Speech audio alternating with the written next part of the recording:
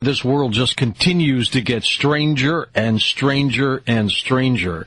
We're bringing in David Paulides. David, of course, noted author, Missing 411, The Devil's in the Detail.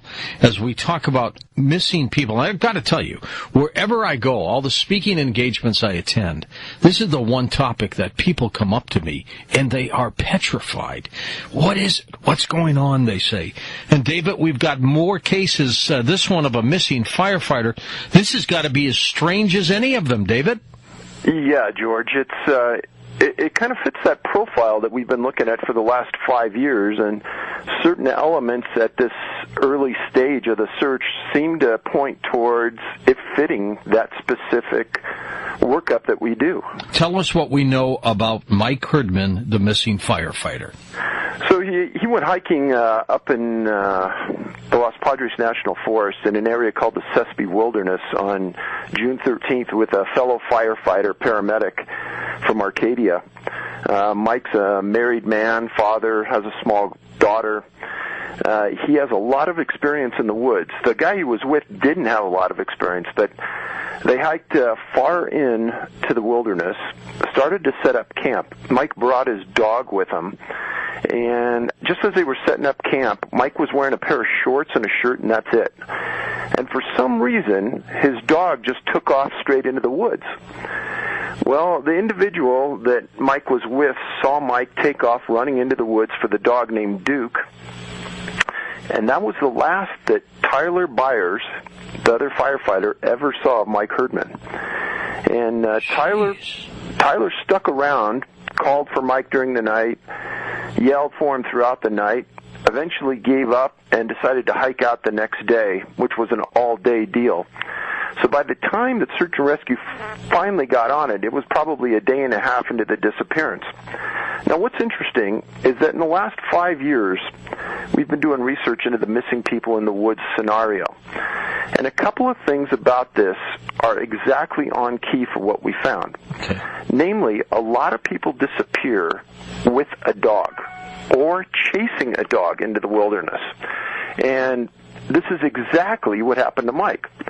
Second part of that scenario is when people disappear, when they're found without shoes or other pieces of clothing.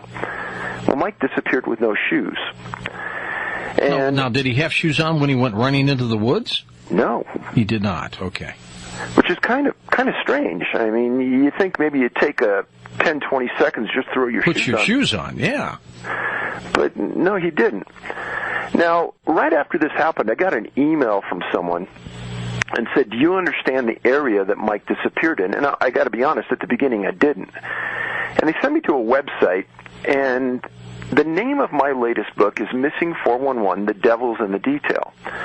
The website they sent me to was developed in 2011 and hasn't been touched, and it's about the Sespe Wilderness and the Condor Sanctuary that's in the wilderness. And darn if the name of that website isn't The Devil's in the Detail. Oh, my God. I was floored. And the reason the guy came up with that is because there are so many devil names, geographical locations inside this area. There's an area called Devil's Heart Peak, which is in the center of the Sespe Wilderness, right near the Condor Sanctuary.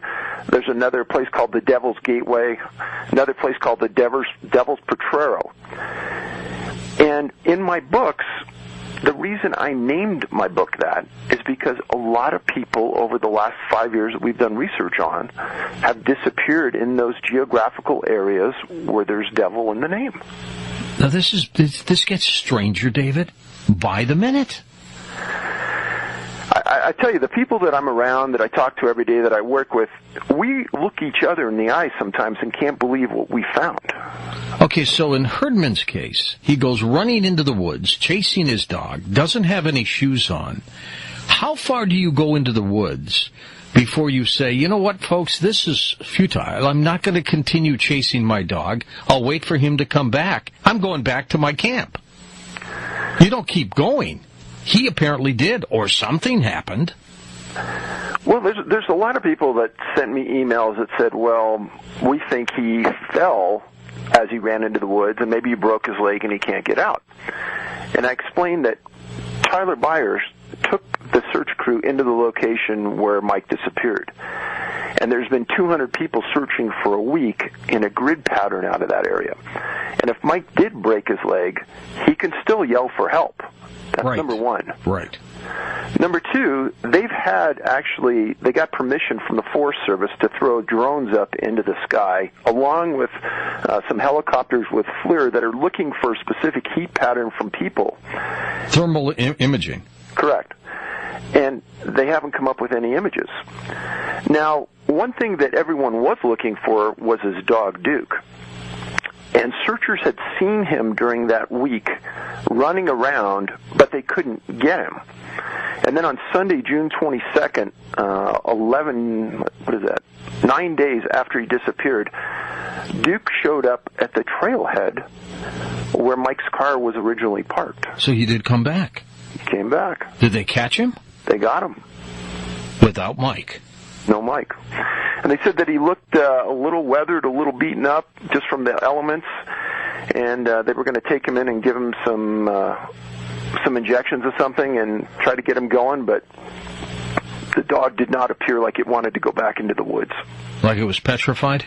They didn't use those words, but they said it wasn't in condition enough to go back in. You know, I know, David, talking to you, that you don't want to speculate on cases like this, but there's got to be a point where even you have to come up with some theory yourself, correct? Well, and you bring up a good point, and everyone that I work with is constantly hammered about this. And let's go back 5 years. When we first started to do this, after the first year of just compiling cases and looking at 1,500 missing persons cases like this, we really didn't have a good grasp on much, other than a few things started to fall out. And that being, it was pretty obvious that people were being found without certain pieces of clothing or without shoes. A few cases started to show up where they were missing in these areas with hell or demon or devil in the name. And at the end of that first year, I got that same response. You know what's going on, and you just don't want to say. And I can tell you that there are reviews right now on Amazon for my latest book from a couple of people that said specifically, if you thought that you knew what was happening after the first 3 or 4 books, wait till you read this book, and you'll have a drastic paradigm shift. Because in this latest book, we keep going with the elements that we've discovered in the other books, but we gradually transition until you realize that this just isn't a land-based phenomena. And a lot of people thought it had to be a land-based creature, entity, or something. That's not it. But I tell everybody, you better read at least one other of the Missing 411 books before you read this latest one.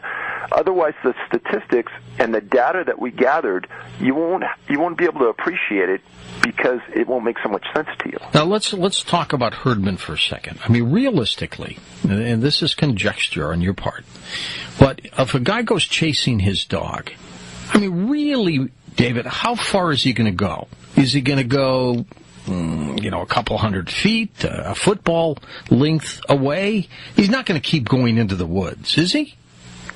Well, like I said, George, earlier, if it was me, I'm not going at all into the woods. I'm going to wait another 10 or 20 seconds until I can just throw my shoes on. Yeah, absolutely. But, his decision was, I'm going right now. Boom. Off he goes. But, I mean, you don't keep going. And let's assume something had attacked him for some reason. Don't you think his colleague would have been close enough to have heard that echoing scream throughout the woods? Absolutely. That never happened.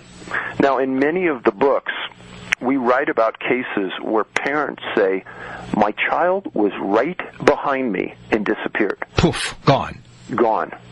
And if you hear it once or twice, you think, well, maybe the parents are just trying to rationalize it away, make the story sound a little better, make them feel better as parents.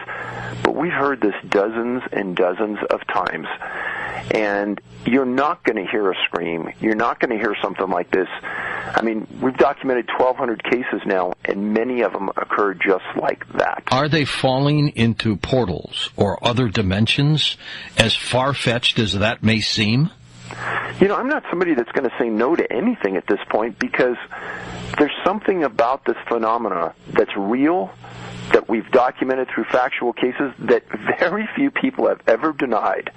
And Herdman's case, we've gotten hundreds of emails saying, you got to be aware of this, you got to be following this, and we are. And I got to say, up to this point, it fits exactly into what we've written about in the past. Of those who disappear, how many are found alive? What percent? Maybe 35. 35% are found alive. And do they say similar things, or are most of those cases what one would call natural disappearances, and they just got lost and they got found? So part of that profile has to do with a large group of these people that disappear or also have disabilities. Namely, maybe they have autism, maybe they have some kind of congenital older person's disease, maybe they disappear so young they can't even talk, and when they're found, they can't explain what happened. And of the people that do disappear that are able to talk, the vast majority of them don't remember anything. Karen Sykes, David, an outdoor writer, except she was found dead near Mount Rainier. And so in the last 18 months, we've named Mount Rainier National Park as one of the 58 clusters of missing people in North America through our research. She not only was an outdoor writer, she was also a marathon runner. And in the last 14 months, that's a subgroup that we've identified, runners or outdoor runners who have disappeared under unusual circumstances. Karen was hiking with a friend on June 18th. They reached about 5,000 feet, and the friend said he just wanted to wait. And she said, I'm just going to go ahead a little bit. And the friend said she couldn't have gone those very far because they were reaching snow, and he didn't think that she'd cross into the snow area. Well, she didn't come back. She disappeared. And her friends, while she was gone, said she was the last person on Earth anyone would believe would disappear hiking, because she knew Mount Rainier and the trails better than anybody. She was an outdoor writer and specifically wrote an article about safety on the trails. She was carrying a backpack with safety gear, and they said if she was out overnight that she had the gear to survive. Well, needless to say, the search goes on for a couple days. They're finding nothing. The third day, they find her in an area called Boundary Creek. Now, to get from where she was to Boundary Creek, she had to go from about 5,000 feet up a 1,200-foot ridge, back down the other side into an area that was described as difficult to access and not commonly traveled. So while she was on that ridge, she could have turned around and looked where she came from. That's how obvious it is. Right. Plus, she's walking up into deeper snow, which doesn't make any sense. Doesn't make any sense at all. She's also been called the guru of the trails by her editor and other people that were close to her. This makes zero sense, George. And none of them leave notes behind, little inscriptions, I'm lost and I'm dying. Nothing like that, David. No. And the two common ways that these people die that we write about is either hypothermia, and that's kind of a catch-all for everything. And the other thing that's really uncommon, but common in these disappearances, is the coroner can't determine the cause of death. And you don't hear about it a lot because the press won't publicize it. But when you get down into the minutia and you get the reports back, they said that a cause of death can't be determined. This is so strange. Let's take a few calls, and then there's a few more cases I want to talk with you about, more disappearances. Let's go to Dolores in Boston. Welcome to the phone call. Dolores, you are on Coast to Coast. Go ahead, Dolores. George. Hi. I have a question. You just had an exorcist on. One thing occurred to me. Do these people happen to be Christians? Were they baptized? And then an addendum part of it is, my family with 4 children, 2 parents, is going to Yellowstone. And that's one of the big areas. And I'm trying to tell them. And are there devil areas there? Well, David, Yosemite is a park noted for disappearances, is it not?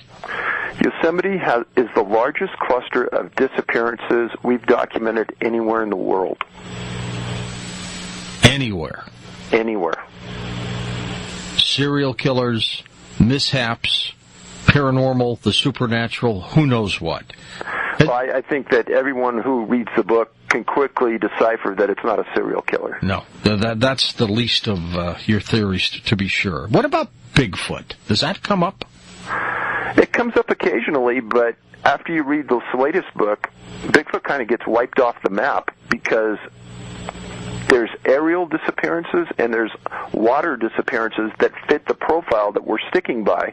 That kind of shows that can't be it. Jeez. And Dolores, to quickly answer your other question, The Exorcist was a Christian. He's Catholic. Let's go next to Linda in Bloomington, Illinois. Hey, Linda, thanks for calling. Go ahead. George, you have the greatest shows, and thank you for taking my call. Very well. About 25, maybe even 30 years ago, I had a cousin that disappeared in Washington State, and her car was parked alongside of a convenience store. Oh. I know the name of the town, but I don't want to say it on the air. I understand. And it was parked alongside of a convenience store. They found her purse. Everything was inside. She was nowhere to be seen. Her mom and dad would fly back and forth out there because the police would call and say, well, they found a body, but they didn't know who it was. So they would go out to see if it was her. It was not her. Her parents died not knowing whatever happened. They never got closure. Oh, frustrating. They never knew. And the rest of the family is still alive, and to this day they don't know. So a couple of years ago I got on the phone and I called out there to the police department, and I brought this up to them and talked to them about it because in my mind I was thinking Green River Killer. But they said no. There was no chance of her being taken by him. But they had no idea. Nobody knows whatever happened to that woman. She had been married, divorced, and she had 4 daughters. And the daughters were like in their late teens. And like they said, she never would have left those kids. And to this day, they do not know where she went. Another frustrating case. I don't know, David, this might even have been a case you looked at. You know, George, we stay solely with urban disappearances. Okay. So if it was anywhere near a city or inside a city, we probably haven't worked it. All right, understand. So these disappearing people in parks, state parks, federal parks, are they always with somebody or are they alone? You know, initially they're with someone, and then for some reason or another, they get ahead of them on the trail, or they're behind them on the trail, or they get distracted in some means. There's not one common way, but it almost appears as though there's some segment of opportunity that comes forward, and it's in that brief moment of opportunity that something bad happens. You're just talking about Yosemite, you had a case called involving Anita Mayo, did you not? Yes, and in fact, it's right on key for what we've talked about in the past. And there's an area 42 miles east of Sonora on Highway 108, and it's called Donnell Vista, and it's a lookout that looks out over Donnell Lake or Donnell Reservoir. And let's step back into October of 1997. A man disappears, and just by accident, they found his body below that vista.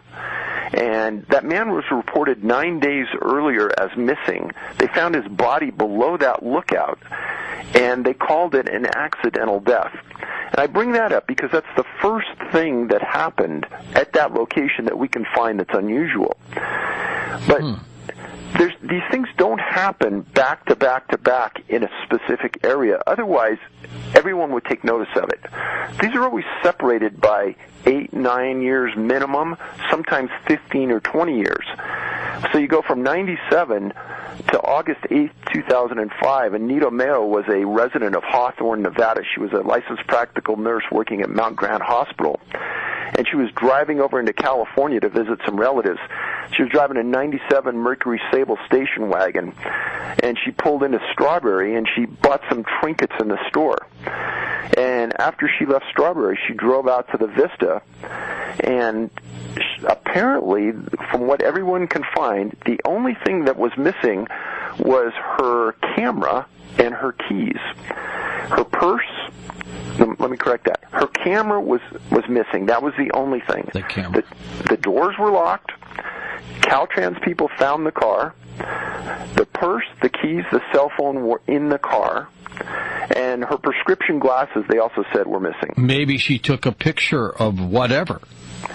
And you know, George, this is another subgroup that we've talked about in the books, and that is photographers. People that go missing in the woods carrying a camera with specific intent to take pictures. They vanish. Nita vanished, and they took the car as evidence. They've never had one clue as to what happened to this woman. And I wrote that up in one of the books. Now, fast forward 9 years, April 22nd of this year, Patty Sue Albright, 46 years old, she owned a restaurant in Sonora, well known in the community. She's going to go take a hike in Kennedy Meadows, she told some people. For some reason or another, she turned into Donnell Vista Lookout in her Toyota 4Runner. The sunroof was open, and they found the car with the roof open. Apparently it had rained, and the keys to the car were gone. Her purse was inside the car, and she was nowhere to be found. Giant search of that surrounding area. She's never been found. Gosh, just doesn't make any sense. First-time caller, Robert in Tucson, Arizona. Robert, go ahead. Thank you for calling. Hi, George. Hey, Robert. I had a question about the camper and his dog. Sure. I wonder if it's occurred to anyone that the dog ran into the woods out of fright. And so did the camper. That's why he didn't stop to put his shoes on. They might have both been running away from something. Well, the other guy was there, though, was he not, David? Correct. And so he would have been a witness if there was something going on in the campsite. So he didn't run, he stayed where he was? He stayed where he was, yeah. There was nothing there that he feared, unless they were running from him, David. Well, you know, I guess that could be alleged, but Tyler Byers is a stellar guy, a fellow firefighter, paramedic. It's just, I mean, a stellar person. I wouldn't think anything of this guy other than he's just a great person. Gosh, if the dog could only talk. Exactly. What a story that would be. Let's go to Jason in Farmington, Missouri. Jason, thanks for calling, and you're on the air with us. Go ahead. Hi, George. Hi, David. Hello there. The reason why I was calling that is I always love it when David's on. It's so interesting. But I have a story that about 2 years ago I was deer hunting, and I was in Ironton, Missouri, and I was pretty deep in the woods, and I was probably about 5 miles deep in the woods, and I got this feeling like something was watching me. Uh-oh. And it was such an uneasy feeling. And I got turned around in the woods is what happened, the reason why I was so deep. And I was trying to walk out of it. And I ended up going about 7 or 8 miles, and I got to this part in the woods where everything was just like, I don't know, the trees and everything, there were no animals moving. It was just like dead. The air was dead. And there was something that, I know you guys have gotten that feeling before, like something's watching you. Oh, yeah. There was something watching me. I couldn't see it. But you felt it. You knew. I felt it. And it got me so freaked out. And I'm an experienced hunter. I sit down to a tree, a big tree, put my back against a tree with my gun out. And I sat there for probably like an hour. You know, I was just like, I was shaking. You know, I could just tell there was something there. I couldn't see it, but I felt, and it felt evil. And did it go away when you just basically went home or walked away? Well, eventually, the forest, like it come back to life. I know that sounds strange, but it's like the air, like the it air went got away. lighter. Okay, I see what you mean. Like the creature, or whatever it was, disappeared and things came back. Yeah. Then the animals started moving around again. Then I had to walk like 3 more miles out of the forest, but it was a terrifying experience. Well, I'm glad you walked out of that situation. And David, let me ask you if there are any UFO reports in the areas where people disappear. You know, specifically tied together, no, but the story the man just said, I've told almost the exact same story on Coast to Coast before. It happened to myself and a a friend that were bear hunting up in Northern California, and we did the exact same thing he did. We sat on the opposite side of a Douglas fir tree for about 45 minutes. Forest came back to life. Sounds came back. Yeah. I looked at my buddy who's hunted for about 50 years, and he said, Dave, I've never, ever experienced that. Let's outline the possibilities. So I'm not going to push you against the wall here, but let's talk about the possibilities. Bigfoot, ETs, natural causes, some kind of shift in the time warp, like a dimensional shift. You got to throw, though you say it's minimal, you got to throw in some serial killer or some murderer. What else is out there, David? What are the other possibilities? What am I missing? Well, let's eliminate one right away. The serial killer idea, I think everyone who reads the books will understand why that cannot be a possibility. Right, namely because nobody can carry a person our size, George, through the woods for more than a mile. No, you can't. That's true. You know, it's just too debilitating, and so the opportunity to move that person a great distance isn't there.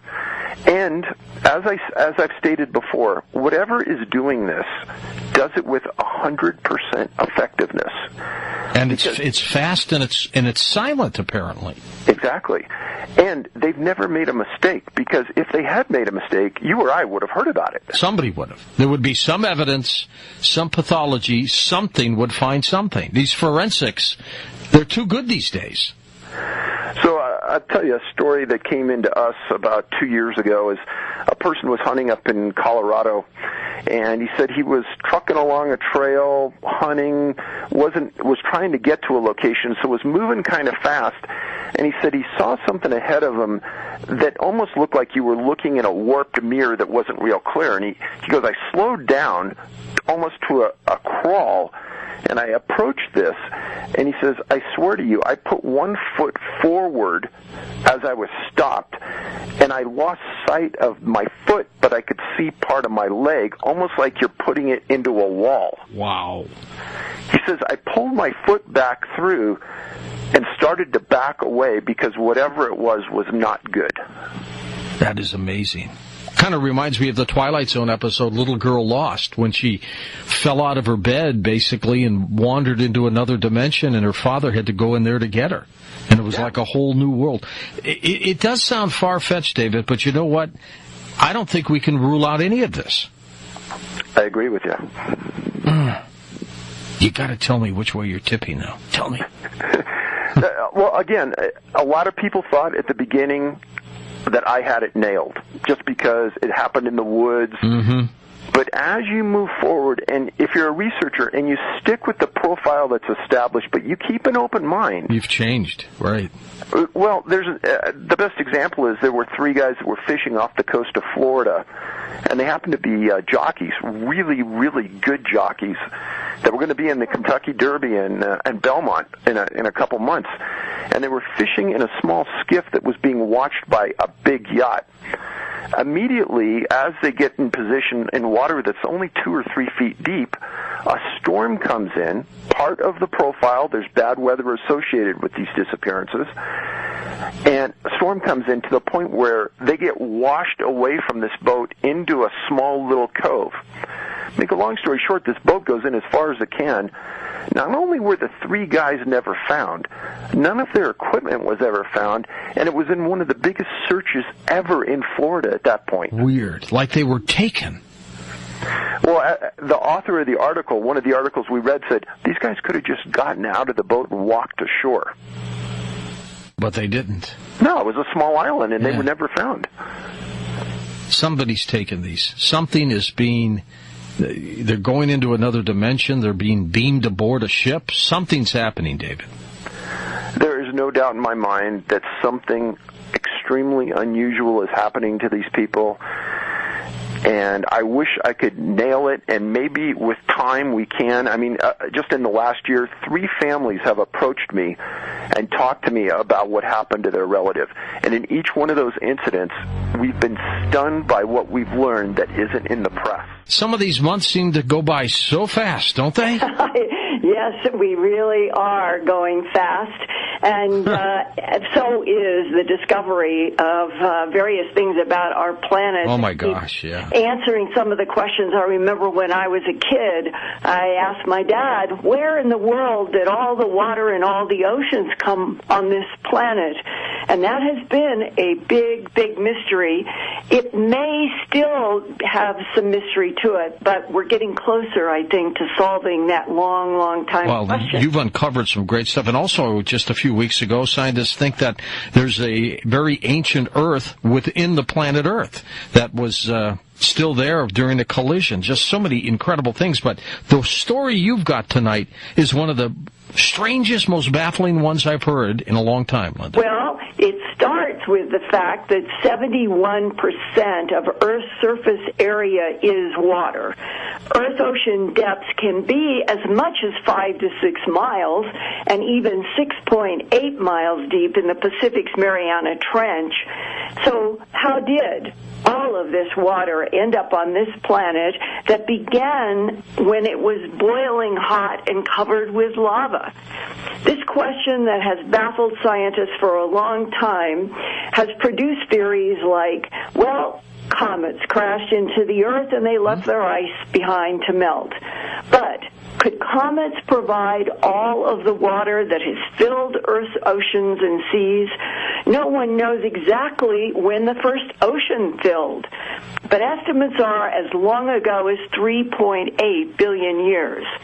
Now, in the June 13th, 2014 issue of Science, geophysicists have reported the first hard evidence that 400 miles below the surface of the Earth's crust where we live, in the mantle transition zone, there are pressures and temperatures high enough to cause rocks to literally sweat water. Surprisingly, those deep mantle rocks might hold more water than all the oceans and seas combined on the Earth's surface, as incredible as that sounds. Jeez, it is. The research came from the Northwestern University's high-pressure studies of rocks down at that transition zone, such as ringwoodite and wadsleyite, and that was joined with seismic studies by the University of New Mexico from a dense array of 2,000 seismometers in the western half of the United States. The scientists hypothesize that these water-rich mantle rocks might finally be the answer to that ancient mystery, where did all of Earth's ocean waters come from? Here now from Evanston, Illinois, is Professor and geophysicist Steve Jacobson. It looks like from this study we're seeing, at least beneath the United States, an amount that would add up to about as much water as in the oceans. And if that is the case spread out all over the globe at these depths, this could potentially reach up to 3 times as much water as found in the oceans. What we have found is that the water cycle extends much deeper into the planet than we thought before. Now, the water cycle that we experience every day involves rain and the formation of lakes and oceans, and water is evaporated back into the sky, and it's condensed in the form of clouds and it rains again. That water can also go into rocks. So the ground is also part of the water cycle. And we can extend the water cycle deeper into the earth if we think about volcanoes. Water is coming out of volcanoes in the form of steam. So where did that water come from? Well, it probably came from inside the earth. How did it get there? It got there through a process called plate tectonics. We don't know the driving forces, but it has to do with heat inside the earth. The earth's interior is moving around in a process that we call convection. That's one way heat moves through the earth. And sometimes these rocks on the surface are taken down into the earth. And the study that we reported last week explored the idea that the Earth's water cycle extends much deeper into the planet. And this is important because it just makes the total amount of water on and in the Earth much larger than we thought before. So we have in front of us on the surface oceans and seas and lakes, And what you're saying is that if we go down into the mantle, down to that transition layer that's about 400 miles below our feet, all of those rocks that contain water, the ringwoodite and the other, the Wadsleyite, it would be equivalent to twice the oceans and seas that we know about on the surface if it all came out of all of those rocks. I'm saying that it could be. I'm not saying that it is. And that's because we were only able to image, using our seismic waves, one part of the mantle beneath the United States. We had seismometers spread out over the continental U.S., running from California up to about the Midwest. So we're sampling only a very small part of Earth's interior. And we see evidence for more large-scale hydration. But we still don't know whether or not the hydration of the transition zone extends globally. So that will have to wait for future seismic studies of the transition zone in other parts of the world. So I can't tell you whether it's equal to the amount of water in the oceans or perhaps even double. But I can tell you that if the amount we observe is spread out over the entire Earth, there's the potential for there to be more water inside the Earth than in the oceans. If that data comes in supporting what you just said, does that mean the mantle of our planet and its water cycle could explain all the surface oceans and seas? It's possible, but we are not able to determine that for certain at this time. The research shows that it's certainly possible for the oceans to have derived from the interior. And certainly you could have a mixture. You could have some of Earth's water coming from comets and some of it coming from the inside. And could your work then support the hypothesis that in the past, when the Earth was full of volcanism, mantle lava coming up in huge quantities could itself in the degassing process have produced lots of surface water? Volcanism is the way in which planets degas. Whether or not that's how all of Earth's water degassed, I couldn't say. But the process of volcanism, I can tell you, is how planets degas. Yes. We're on a planet that's about 4.5 billion years old. Do you reach a point going to the past that you need cometary ice hitting the surface of the Earth to get a water cycle going that would almost demand both comets as well as what is happening in the water cycle in the mantle to produce all this water? Yeah, it's such a great question, Linda, and I really am not sure I know whether or not that's the case. There are two camps, and I suppose a hybrid one, who believe it could have been a little bit of both. One group believes that Earth's oceans were derived from the interior, that is, the hydrogen and the oxygen in the oceans are original to the Earth and came out of the mantle through melting processes. And this is a process that we call degassing. That once the Earth began to cool and the crust formed and plate tectonics started up, the mantle degassed our water. The other group would believe that water came much later in the Earth's history in the form of comets. And there are good arguments for both sides. Our study, which suggests that the Earth's interior might contain a reservoir even larger than the oceans, I think points to the idea that Earth's water came from inside and that it's original to the planet. What about the rest of the solar system? The relationship between all of this water locked up in the rocks of the mantle versus the surface of the Earth, and all the question about Mars once upon a time perhaps having lots of water on its surface. What do you think in the work that you've done would explain what happened to the water on Mars and why you think that the water on the surface of the Earth may be related to the water cycle in the mantle as opposed to comets? I guess I would maybe ask people to think about differences between Earth and Mars. Whereas we have plate tectonics on Earth, we don't see evidence for plate tectonics on Mars. But it has the largest volcano in the entire solar system. Even if it is not blowing lava, it is still the largest volcano in the solar system. That's right. So a volcano is absolutely evidence for some type of process that would be like plate tectonics. And certainly there could have been something like plate tectonics going on in the past. But today we don't see any evidence for active volcanism on Mars. So if Mars had plate tectonics, you're right, it could have. It apparently has shut down. So why has it shut down? Has it shut down because there was no water, no oceans to sort of lubricate these crustal movements like subduction?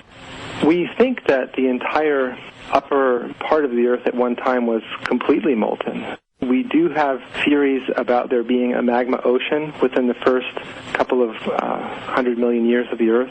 And so during magma ocean processes, we not only would have been probably delivering this hydrogen atoms to the surface, but it would have been very rapidly lost to space at that time because there was no atmosphere. So sometime in between magma ocean stage and the formation of the crust, we probably would have begun to retain water on the surface in the form of hydrous minerals and then eventually the building up of an atmosphere. But I think it's feasible for the oceans to have come almost entirely out of the inside through the process known as degassing. And that would be volcanoes. Essentially, yes, yeah. Well, your research does bring up all these questions because Mars has been so mysterious about having the surface channels suggesting that there was water there. And if water on our planet came from the mantle and a water cycle, you would think maybe the same thing was happening on Mars that has the largest volcano in the solar system. So what could have happened to Mars to shut down the volcanoes and all the water is gone? There's a couple of reasons having to do with the fact that Mars doesn't have this layer in the mantle that we call the transition zone, because you have to go much deeper into Mars in order to stabilize the minerals that I'm studying called ringwoodite and wadsleyite. Those are the reservoirs of hydrogen in the mantle that we're studying in this work. Perhaps the other reason has to do with the atmosphere. So in the very early formation of a planet, the mass of atoms in the atmosphere can determine the ability for things like hydrogen to escape into space. So once the Earth's atmosphere was oxygenated and became more massive, it became harder and harder for things like hydrogen to escape. And so once we had a dense atmosphere, we probably stopped losing much of our degassing water. Perhaps that's why maybe Mars lost more of its early water, because the atmosphere was different. And how far back do we go in the history of our planet before we get to the first oceans? That's a really good question. We have evidence for oceans as far back in time as maybe 3.5 billion years. There are quartz pebble conglomerate rocks in Australia that are of that age. They're Precambrian in age. And what that means is that there was flowing water, because you can't round a sediment and form a sedimentary rock like that without there being flowing water.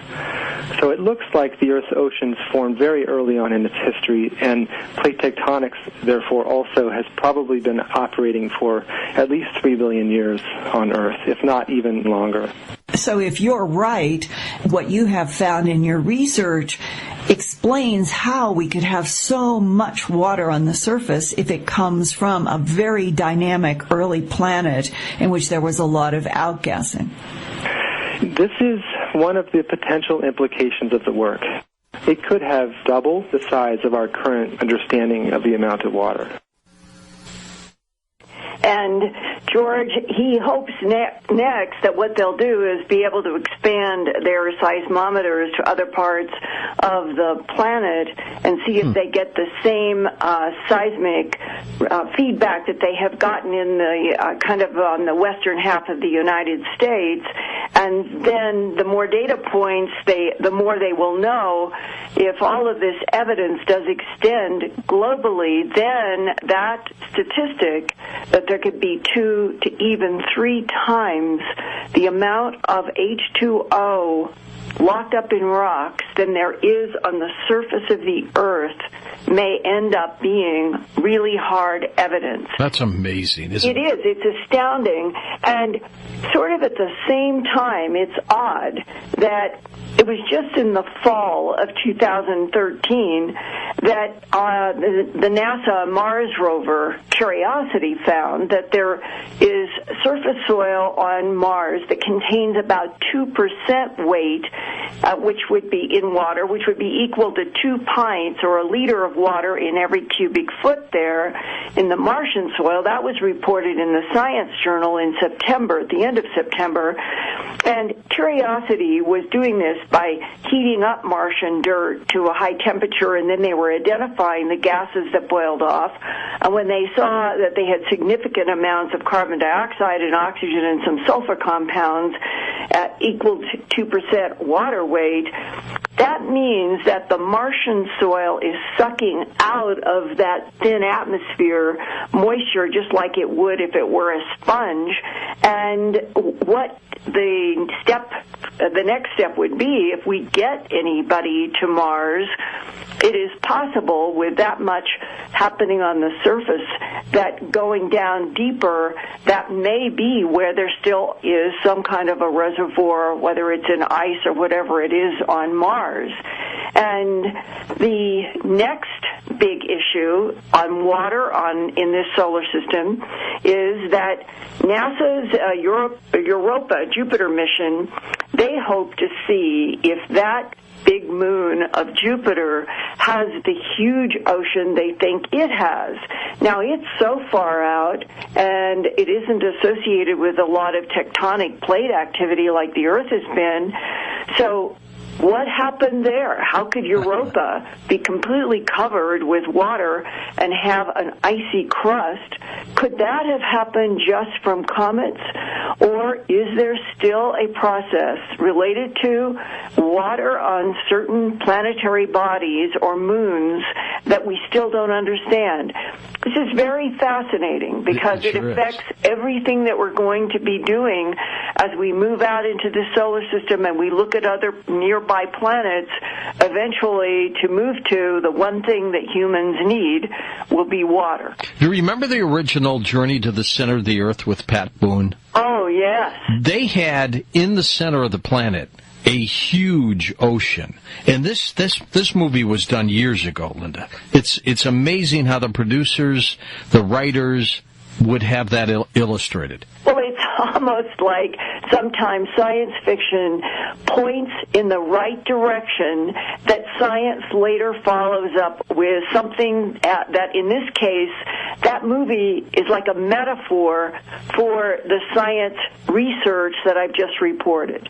But it's not in sloshing around form. It's locked up in the mantle rocks that are 400 miles down, but nevertheless, that water is there, and exactly at this point where the pressure and heat is at the right intensity, those rocks are sweating water. And Linda, up next, you've got a story of some strange sounds again, don't you? Oh, I'm telling you what is happening with these sounds, and these are the metallic ones, and wait till you hear the reports from 2 eyewitnesses. Strange, loud, screeching metallic sounds. What are they? You know that I have been reporting about this since 2011, when it seemed to be a phenomena that started and has come from around the world, literally.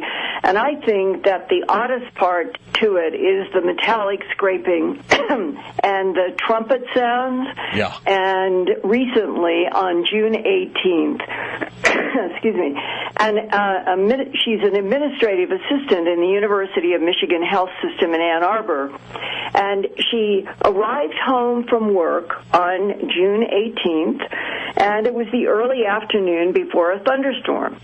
And she's asked me to give her a little anonymity and just call her Patty. Upstairs, her partner was working, and across the street, a neighbor was home. All three heard a loud metallic scraping sound that seemed to come from the sky, and it lasted for several seconds. Patty compared the mysterious sound to, quote, a snowplow going down a dry street, almost like a squealing as it's scraping, close quote. And remember last year and the year before, how many others have had that same comparison to something like a snowplow or a blade going along dry asphalt or even metal on metal. Here now from Ann Arbor, Michigan, is Patty.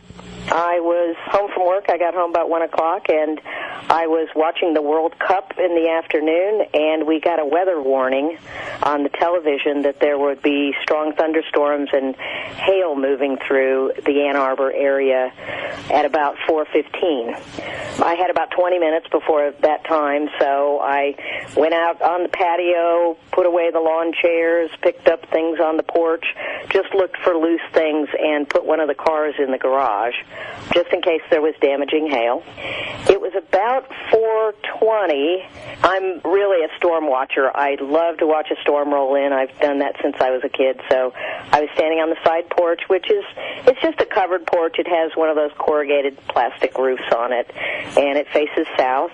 The storm was coming in. It was all rain, no thunder, no lightning, and it started coming down really, really hard.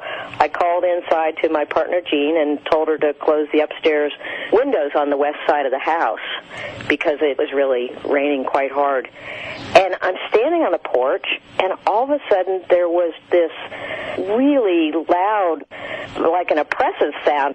I literally cringed. It was almost on the threshold of pain to your ears, and it sounded like metal. It just sounded like scraping, and it lasted probably about 10 seconds, and I thought, what is my neighbor doing?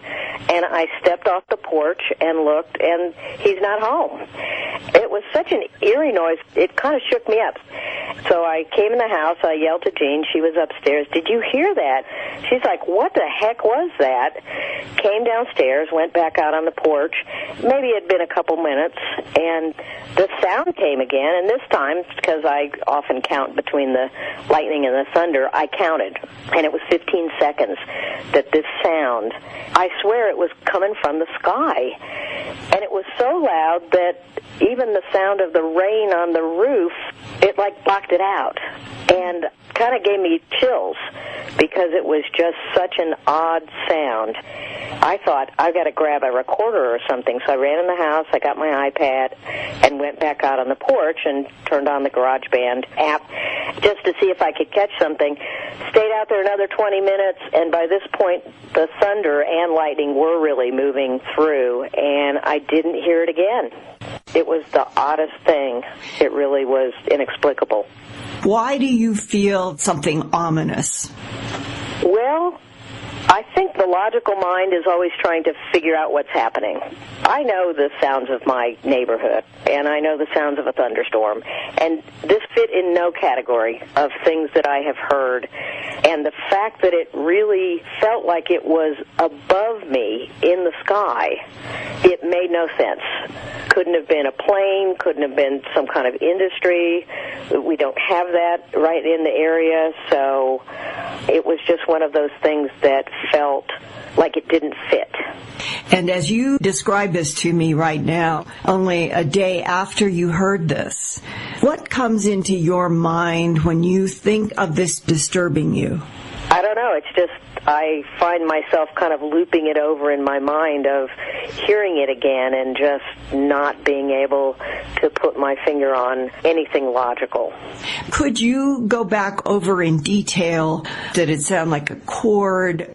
Well, I guess the description that I was sharing with someone earlier today, if you had a snowplow going down a dry street and you had this sound of scraping metal against concrete, it's kind of rumbling, but at the same time it's almost like a squealing as it's scraping. But the difference is you'd have to be on the truck or alongside the truck because it was a prolonged sound at the same volume, and it started and ended at the same volume for that extended period of time. And was loud enough to drown out the sound of the rain on your roof? Yes. Did your partner upstairs fill in what she heard herself? She said the same thing. It was so loud that it kind of scared her because she thought maybe something had happened downstairs, but she said it sounded like metal. What have you found out about anybody else hearing this? Well, I did email one of my neighbors who I know was home at the time, and she lives across the street and 2 houses down. So it's kind of catty corner. I can see her house from mine. And I just said, did you hear anything during the storm around 4:15?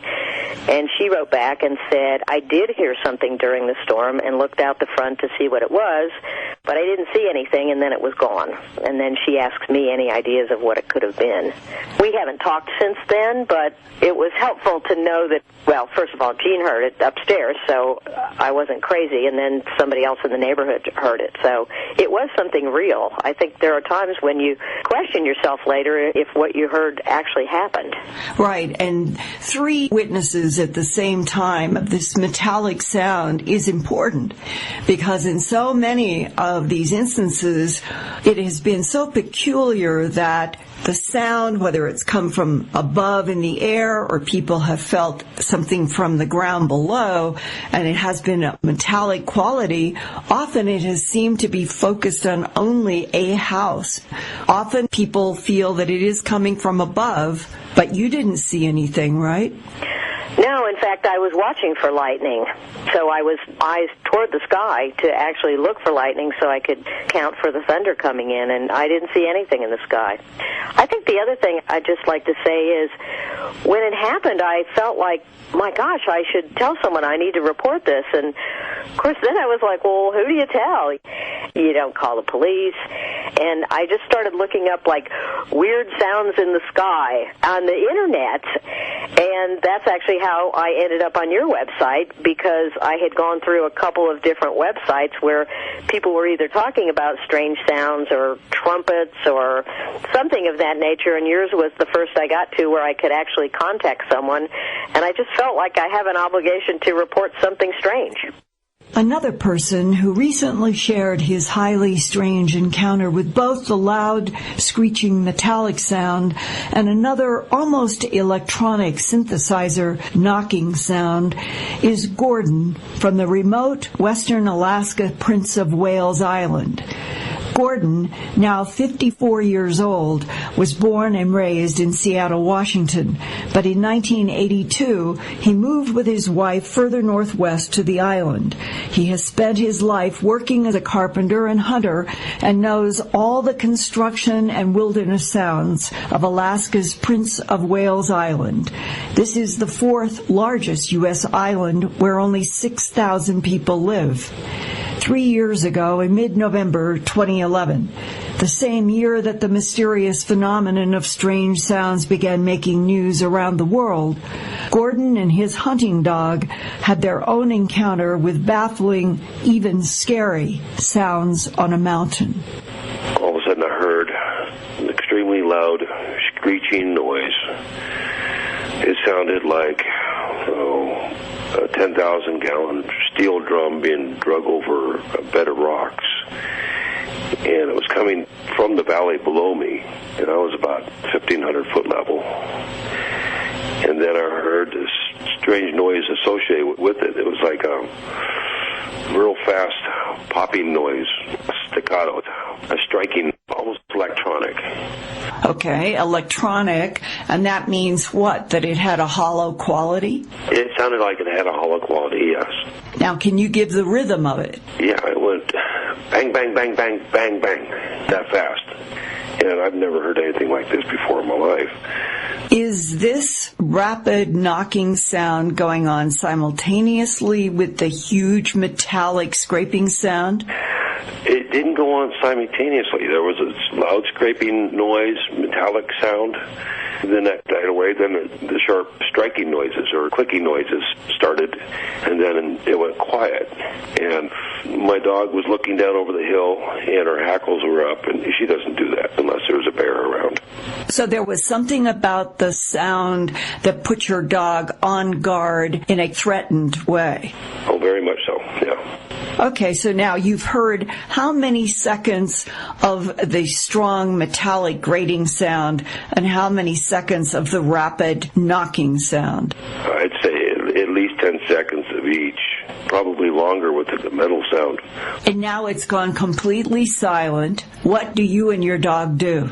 It actually baffled me because I knew I was down in that valley early in the morning, and I knew there was nothing down there that could have made that noise.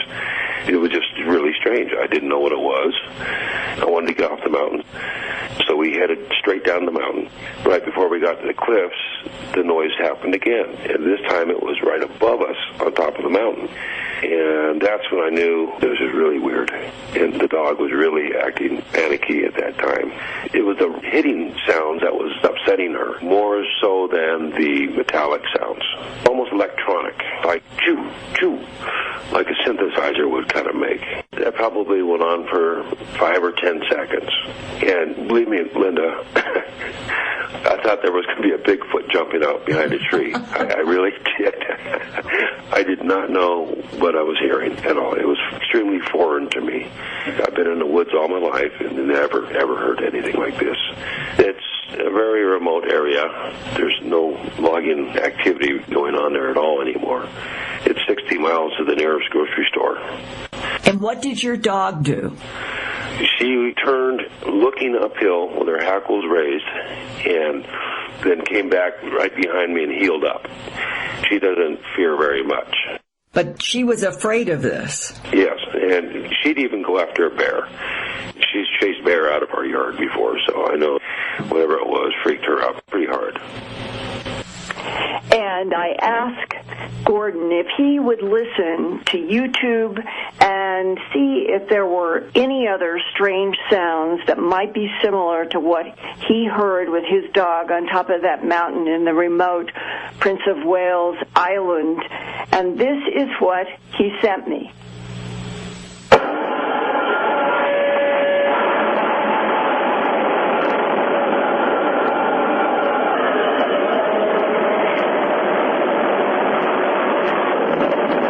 Strange stuff, Linda.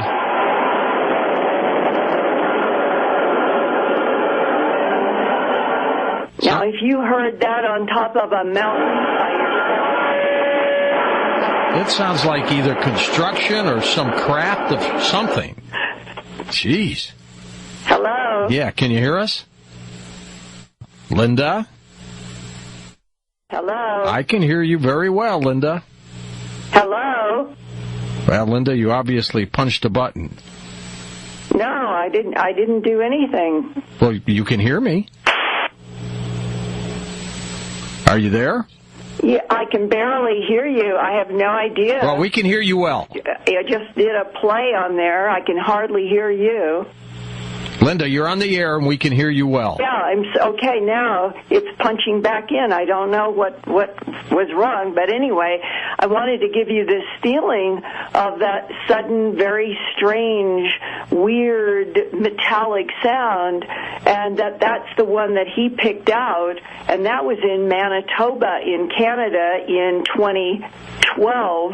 So that was only a couple of years ago, and this gives you a sense that June 18th, a woman is hearing something like this in Ann Arbor, Michigan, and 3 years ago on a mountain in the Prince of Wales Island on the west coast of Alaska, and that recording is in Manitoba on the far east near Hudson Bay. And just recently, I heard from a man in the UK. He said that on June 22nd, and we're talking now in the early morning of June 27th, that at 5:15 a.m. in the UK on a Sunday morning, he said it woke him up. It was a sound that lasted for what he estimated was 3 minutes. He got out of bed, opened the window to see if he could locate the source, but there was nothing to be seen. And he said, I wondered if it was a train, but the railway tracks are in a different direction. But this was an eerie sound that was a combination of like elephants trumpeting, but a metallic scraping as if a very large piece of machinery was dragging along a road. So that was June 22nd, same kind of description. That's in England. On May 19th, this came from Ogden, Utah. I live about 7 miles west of Ogden, Utah, and on May 19th, at exactly 2 p.m., I was in my front yard when I heard a loud explosion. It was so loud and startling that I fully expected to see smoke and fire. I looked outside. I could see nothing. I looked in all directions. I went inside. I knew that it was not a sonic boom, that it was an explosion. I called the fire station, which is only about 1.5 miles from my home, but they said that they didn't have reports at that moment. Then the dispatcher called back a short time later and told me that other dispatchers had received other reports just within a few miles to the north of my location, but they had no explanation for this loud, huge explosion. Then there was nothing on the news that night and nothing on the local internet news about explosions in the area. This was incredible to me, considering how security is concerned in the government these days. You would think that local law enforcement would investigate this further, but I heard nothing more about it, and I wondered if you have had reports at Earth Files from this Ogden area. I certainly have in the past, not specifically May, but I know so many people are reluctant to talk about hearing strange sounds. So that's why I keep gathering these cycles of reports that are coming to me constantly and report at Earth Files and Coast in hopes that there might be viewers, for example, tonight, both of Earth Files and listening to Coast, who maybe you have heard some strange, loud, overwhelming metallic sound or any other kind of boom sound in just this year that you haven't talked about. And if you would get in touch with me at earthfiles at earthfiles.com, George, I think this is a very, very important phenomena to keep following and reporting, because something is out there, whether it is infrasound from the core of the Earth going up and hitting up in the upper atmosphere, or if there is something else at foot. Yeah. I need whistleblowers if there's somebody in the government who has knowledge about what is behind this, because it is not stopping. It sounds like somebody's building something underground. We'll talk a little bit more about that, Linda, when we take phone calls in your last hour of Conversations with Linda. But up next, a dragonfly drone outside of a bedroom window. Linda, you reported on that dragonfly drone years ago, didn't you? 2007. Yep. It started, it was Lex at Coast and me at Earth Files, and we received it was documents from a man calling himself Isaac. And I began reporting at my news website, earthfiles.com, about photographs and encounters of eyewitnesses with these strange, silent craft that look a little bit like dragonflies because they're round, they have wires going up, and they have these long tails. And some of them have been reported flickering in and out of invisibility and rotating silently in the air. Very, very odd. 2 different people, one in Central California and another in Birmingham, Alabama, photographed a silver ring with a long tail hovering close to power and telephone poles. That was something that people had noted.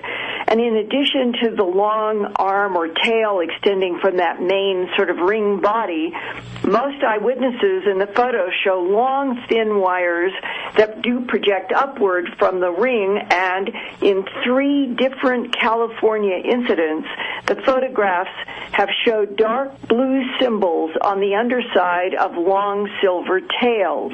And in one big case, there were boxes on the side also that had diagrams and symbols.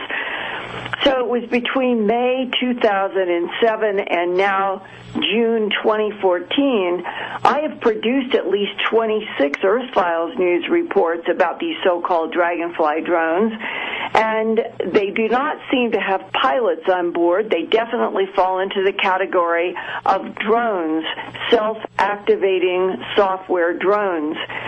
A most recent report was July 2013 from Las Vegas. There was a man who wrote me and sent a drawing that he saw this long-tailed silver ring, had the wires projecting upward, was hovering near the top of a tree about 60 feet from where he was standing, when suddenly it shot straight out right at his eyes, an intense blue beam of light, and he felt like he had been scanned by whatever it was. And there were, at least 24 reports in 2007, and the oldest that came to me went back to 1987 in Louisiana. But now another eyewitness has come forward to say how shocked she was at seeing a large ring with long tail, thin wires rising from the ring right above a telephone pole outside her bedroom window in Phoenix, Arizona. And the year was 1981, January, February, or March. On top of that, earliest date so far for an eyewitness of these strange things, she thinks that object was black with white symbols on the tail, not silver and blue. This 1981 witness has asked me to call her Mary. She's now 56 years old. She was born and raised in Detroit, Michigan, and studied architecture and interior design in college. And by age 23 in 1981, Mary and her then husband had moved to Phoenix, Arizona. She and her husband shared a townhouse on Black Canyon Highway with her mom and stepfather. One late afternoon in early 1981, around 5 o'clock, Mary and her family were playing cards after an early dinner when Mary's mom asked her to get some cigarettes from an upstairs bedroom dresser. Here now from Detroit, Michigan, is Mary. So I went upstairs to get the pack of cigarettes out of the carton that was in the top drawer of her dresser, and as I was closing the drawer, I saw a shadow from the window go across the bed. It was quite a large shadow, and outside the bedroom window, not far from where I was standing, was a large object in the sky. I would say it was maybe 10, 15 feet above the telephone pole, and maybe 30 feet from where I was standing at the window. The object was round with like an arm on it, and it had wires sticking out of it. And I think I was so mesmerized by this thing that was there. I mean, it was so huge, and it was just there that I just stared at it. It just didn't make any sense to me because it was just there in the sky. And then I remembered that my camera was sitting on top of her dresser. So I quickly grabbed it and leaned out the window, because in Arizona, you didn't have screens on the windows. There are no bugs. And so I leaned out the window, took a picture of it, and then ran downstairs telling my mother and her husband and my husband, go get the film developed immediately because I had just seen this thing outside. Well, of course, they all ran back up the stairs and looked out the window, and the object was gone. The fact that the shadow was big going across your bed, the object was very close to your window blocking the sun. Yeah. How big do you think it was in comparison to, let's say, the telephone pole? I would say between 15 and 20 feet. Okay, that's the circle part, and then the tail went off further. Yeah, and the tail was quite a bit longer, as long as a car or two. So the whole thing would have been at least 40 to 50 feet long. It was big enough that I thought, how is it just sitting there in the sky? Right. What the heck is it? Why isn't it making any noise? This is like the Rajman photos that have shown this Dragonfly drone in the 2007 time period, so close to a telephone pole in the Rajman photos. Yes. So we had the camera developed. The one picture I kept in a file for years. Did you see any symbols? I did see the symbols. I remember something that was black with lighter colored symbols on it. Now, black is a different color than the color of the Rajman or the Chad or the other photographs. Right. When is the next time from early 1981 that you saw that photo again? It was 1992. 11 years after her Dragonfly drone encounter in Phoenix, Mary was back in Detroit. That summer of 1992, Mary was with her 12-year-old daughter and 16-year-old stepdaughter. The three were driving on Argentine Road in Heartland, Michigan, near Detroit. The girls yelled out there was something in the sky. And both of them said, "Stop the car." And above the trees was an unbelievably large silver disc. And if we're going to compare that to one of the Dragonfly drones, it was at least 50 to 100 times bigger than that Dragonfly drone. I mean, this thing had to be a quarter-mile long, just ungodly huge, and it was a silver disc. I would say we watched it for 2-3 minutes, and then it suddenly, without making a noise, just zipped off to the north, and it was gone. So we jumped in the car and floored it. About 10 miles down the road, almost to Silver Lake Road, we had to slow down because we saw a bunch of people standing in the middle of the road. There was about 50 people standing there. And so we got out of the car, and this silver disc was now in the same place above the trees on the same side of the road. Now we have joined this big group of people standing here looking at this. I saw a man with a walkie-talkie, and I walked over to him and I said, "How long have you been watching this thing?" He said, "We've been watching it for about an hour. I have a walkie-talkie here, and there's another man with a walkie-talkie 10 miles south of here at M59. We've been watching this thing and timing it so that when he sees it hit M59, he'll call me and tell me he saw it. And then when it takes off and it comes back here, I tell him when I saw it. If our measurements are correct, this thing is going about 4,000 miles an hour." Or is just popping in and out from point to point? I don't know. I just know what the man told me. Right. Apparently they had been watching it go back and forth for an hour, these 50 people. Who are these 50 people? Well, there was police officers standing there. There were farmers standing there. There were travelers from the road standing there. There were neighbors standing there. I went home, told my husband what we had seen, wished I'd had a camera. Then I called the news. I called Channel 2, which is Fox 2 Detroit, and told them that there was 50 people standing in Argentine Road and they might want to get a reporter out there because this was a big story. They thanked me for my information, and I waited for it to show up on the news that night, and it didn't. So I called the local police department and said, "Why haven't I seen anything about this big disc out there?" Because I know there was at least 2 police officers standing there because the cars were there and they were there. And they said, "Thank you very much for the information. We'll pass it along." That's the answer I got from anybody I talked to. I never saw it on the news. I never saw it in the paper. I never heard about it again. And so I was so mad that the powers that had the opportunity to tell people about this, I contacted MUFON and said, "Were you aware that this thing was on Argentine Road?" They said, no, we weren't. We would like to hear your story. So they did a phone interview with me.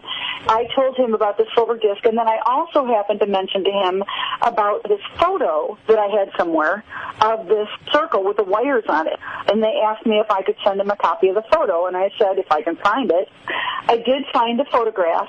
I scanned it on the computer and sent it to MUFON. I assumed MUFON knew this gentleman, Isaac, because about 3 weeks to a month later, I get an email from a gentleman named Isaac who tells me that the thing you saw out on Argentine Road and the thing that you saw with the wires and the boom was most likely made right here in the United States.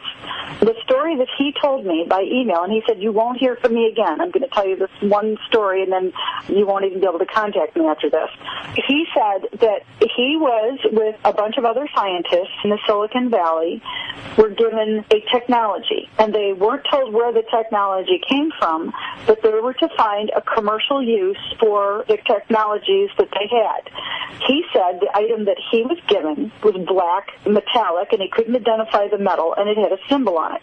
He said this object had to be with these symbols in some electromagnetic field, and then it would bend light around itself and disappear. And he said it doesn't really disappear. It works on the rods and the cones in your eyes. He said animals can still see these things, but you can't. It just bends light around it. And I never heard from him again. The CARET, Commercial Applications Research of Extraterrestrial Technology, that is the document that he distributed back in 2007. By then, we had photographs from Chad and from Rajman and from others. He came forward with this CARET document. In it were the photographs of alleged extraterrestrial technology from several sources, the document said. But in 1992, 11 years after your sighting in the photograph, he appears trying to convince you that the gigantic silver disc in the sky and the dragonfly from 11 years earlier are terrestrial technology. What were you doing in the summer of 1992 professionally that you would have a computer and emails? I was a dental assistant. The dentist had emails then? Yes. I know that we were communicating with insurance companies, and that's where I think I thought that I scanned it. I mean, I'm pretty sure that I sent it by email to MUFON and Isaac. He identified himself. He said, I received a copy of this picture that you took. That's when he went on to explain that I'm not the only one who has seen these things, and that the symbols on the side actually do something on this particular kind of metal in an electromagnetic field. But why he sent it to me, I have no idea. It's 15 years later that Isaac emerges after these various photographs of the Dragonfly drone started in May of 2007. So in 1992, he wasn't leveling with you like he did in 2007, that these machines in the sky, he said in his communications and in the document in 2007, that these are machines that have been in the sky for decades and that they have the ability to be invisible. And the technology is extraterrestrial and the symbols are self-activating software by extraterrestrials. Wow. The way he described it was they bend light around themselves, and that makes them disappear. And how is it that so many people see them, and yet we don't know any more about it as citizens than we did back 150 years ago? Yet I can figure out that something's going on that I'm not being told, and it just makes you wonder why only a certain group of people get this information. Why don't we get this information? We live here too. Boy, I think that all of us can relate to her saying that. We live here too, so why are we not being told what exactly is in our skies, our seas, the lands, the sounds, the objects? And if any viewer or listener has any firsthand information about this Dragonfly drone technology that, according to Isaac, who said he was a scientist working in Palo Alto in the 80s, and that they were given extraterrestrial technology. There was no question about that, to try to back engineer. The question is, what's up in our skies now? What are the ones that flicker in and out? And one of the most important parts about the 1981 sighting, her having the communication with Isaac in 92, and his stressing with her that these objects could bend light around themselves and become invisible, and his document that he released in 2007 that Lex got at Coast and I got at Earth Files was stressing that when you look at the photographs, of which I have printed all of the material that came from Isaac at Earth Files in the report tonight, so you can see all of the photographs of these extraterrestrial technologies, including one in which one of the objects is in a field and is generating some way the ability to neutralize the gravity on these I-beams. They are literally lifted up by this object in the photo, according to Isaac, and that it is the symbols that are the self-activating software, and when they're in a field that Mary had been told by Isaac was something in the electromagnetic spectrum, that it would automatically activate these objects. They would be self-activating software, self-activating extraterrestrial technology with the ability to generate invisibility, three-dimensional holograms that the retina of the eye could not tell from the world around us, and to neutralize gravity. And even though it was 1981, she saw it, and she didn't talk with Isaac till 92, and the rest of us did not see anything about this till 2007. It's fascinating to me that this man, Isaac, has been reaching out, trying to communicate in his own way about material that he was exposed to, apparently, has found it to be worth talking to people about. But we still have a question, and Mary has been trying to find out an answer. What is the link between Michigan MUFON and Isaac? And if Isaac's out there listening and can send me an email, I would love to hear from him again. What a great story. Yeah, it is, and it continues to be, because we clearly are moving into this 21st century where we're going to have drones in the sky, whether they're invisible or not. And remember, in 2007, it was very clear that in Big Basin, as this big drone was flickering in and out of visibility and invisibility, Isaac stressed in his communications that was probably related to us learning how to jam a frequency that would make the extraterrestrial technology visible. Well, I wasn't sure what you meant, UFO twist. You'll find out when you play your story. Well, what are you going to do? Well, no, I'm not going to do anything to you. Well, this goes back at least to May a year ago, and I was participating as an investigative journalist in the citizen hearing in the National Press Club in Washington. And I was there to speak before a panel of retired congressional representatives who had been paid to listen to forensic evidence and human eyewitness testimonies. We had Steve Bassett on last night, as a matter of fact. Well, he did a great job with that. He had organized that, and I and many others were talking about, from our point of view, what we have been exposed to is the truth that extraterrestrial biological entities are interacting with this planet, have been for a very long time, and secret agencies of our government know it and monitor them and probably interact with them. Now, one of the videos presented at the hearing was of a man called Anonymous, who worked for the CIA between 1956 and 1960 on extraterrestrial research. He also taught cryptography at a Southeastern Army base, and that was sort of his cover. He had asked me to call him Cooper, but I know him by his real name from 16 years ago when I interviewed him on a dozen audio. Sorry, I'm always coping with allergies. Froggy. You're going to have to do a story on frogs now. Oh, boy. And I interviewed him on a dozen audio tapes in May to June of 1998. Go get yourself some water or something. You have it next to you? Yeah. Okay, now I think I'm better. Go ahead and do that. Sorry. Audio tapes in May to June 1998, and this was at his home in Florida.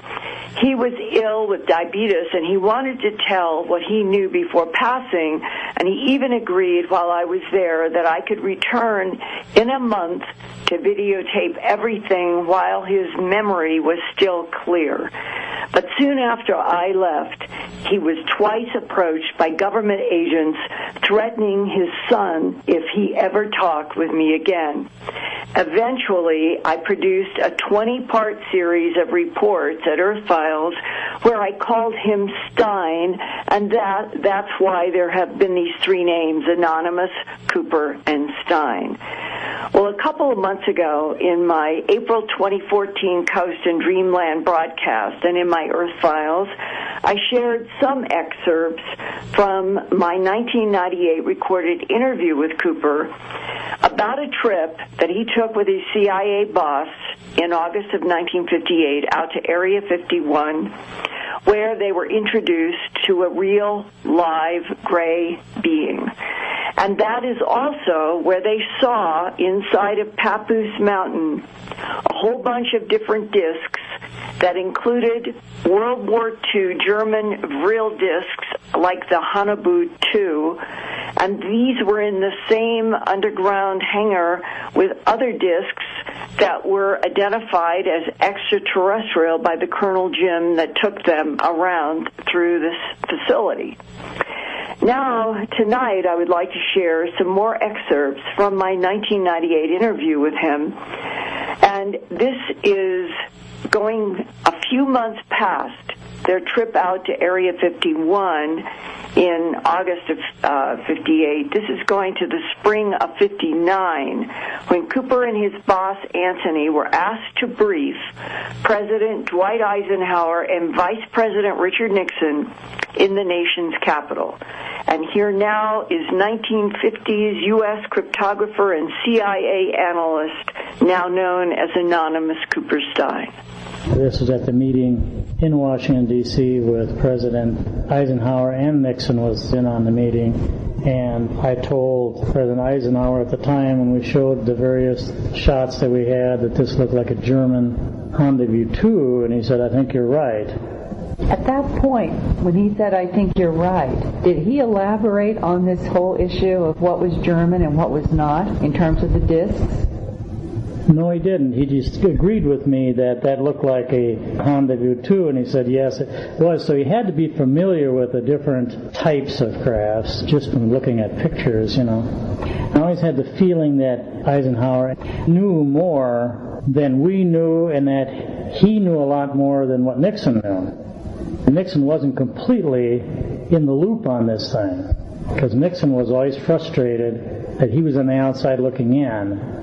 What time of day did you travel, and what was the process? Yeah, same way. We flew up to Washington, D.C., see the airport. The limo picked us up, took us to a hotel, stayed overnight. We were told to go to the Capitol building and that we'd have a meeting in the Capitol building with Eisenhower and Nixon and some other CIA officials from Langley.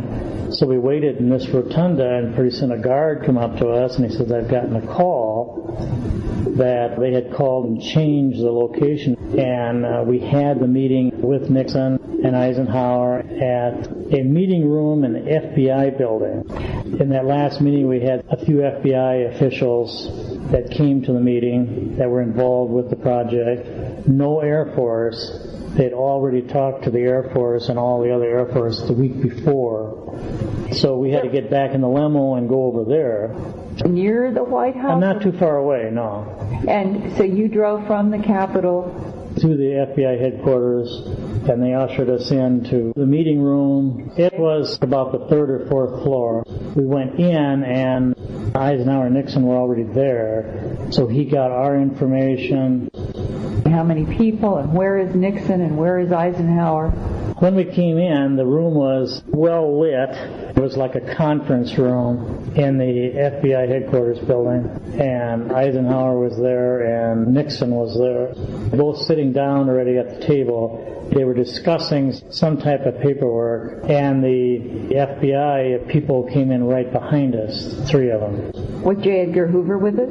No, he was not there. Eisenhower, Nixon are sitting there talking about paperwork. What happened? Eisenhower, he asked the FBI people, do you have much material? And they said that they had a reasonably good stack to go over. And they asked us what we had, and we said that we really didn't have much. At that time, we probably had 10 or a dozen cases to cover. And he said, we're taking you first. Come forward and show us what you have. So we brought the suitcase up. Miss Anthony and you, only Yes. from the CIA? Yes. And we opened it up, laid it down on the floor, and took out the big folder we had everything in it, and then laid out all the photographs. And that's when the first photograph I showed him was the Argentine one, and I said, this looks like a Homnivoo 2 German craft, and Eisenhower said, I think you're right. And that's when Nixon looked at Eisenhower, looked at me, and just sort of looked totally stunned. So I have a feeling that Eisenhower kept Nixon out of the loop. When I mentioned the German craft, Eisenhower did not question it, so he already had known about the German space program, who knows how long before. Did Anthony say anything? Anthony said, yes, I agree, this resembles the German crafts from Argentina.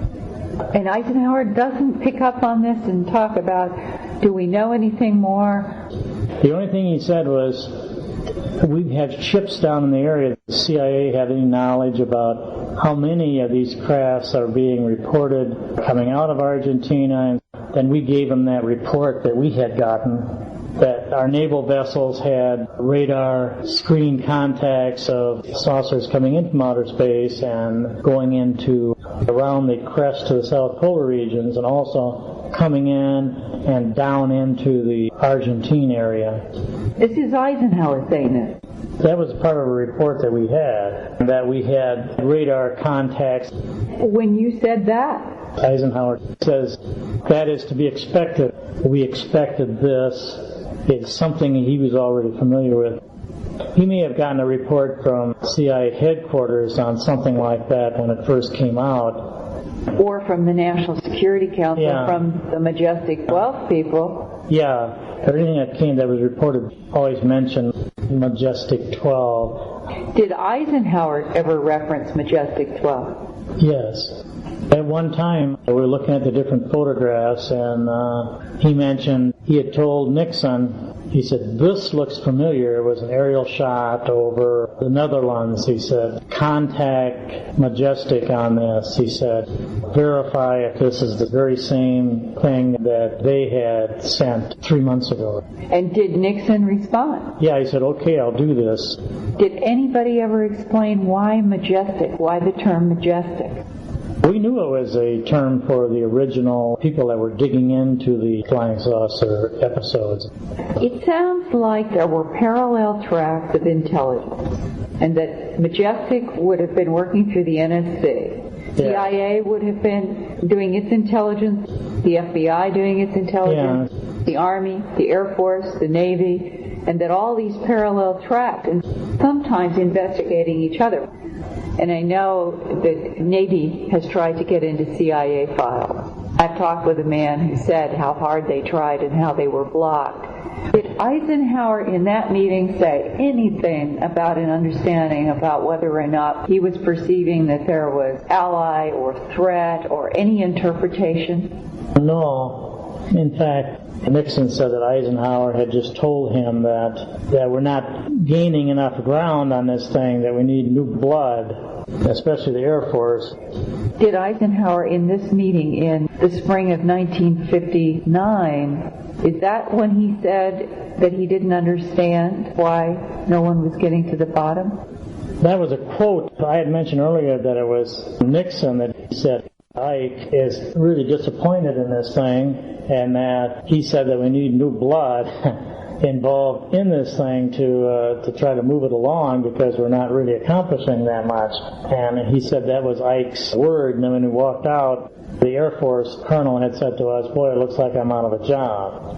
Is Eisenhower saying anything with impatience, with anger, with anything that would give insight that he had any sense of whether there was hostility, any interpretation given at that meeting about these craft and these beings?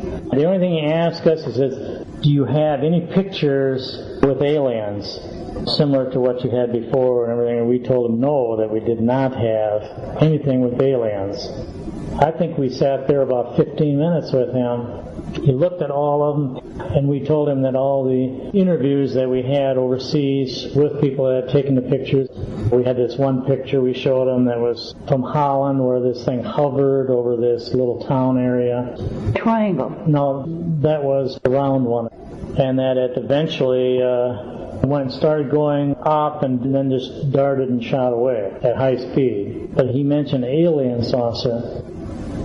There has been a story that has floated for years that Eisenhower went to see one of the live beings in California, and that it was covered on his daily travel schedule as going to a dentist, but that he actually went to see a being somewhere in China Lake.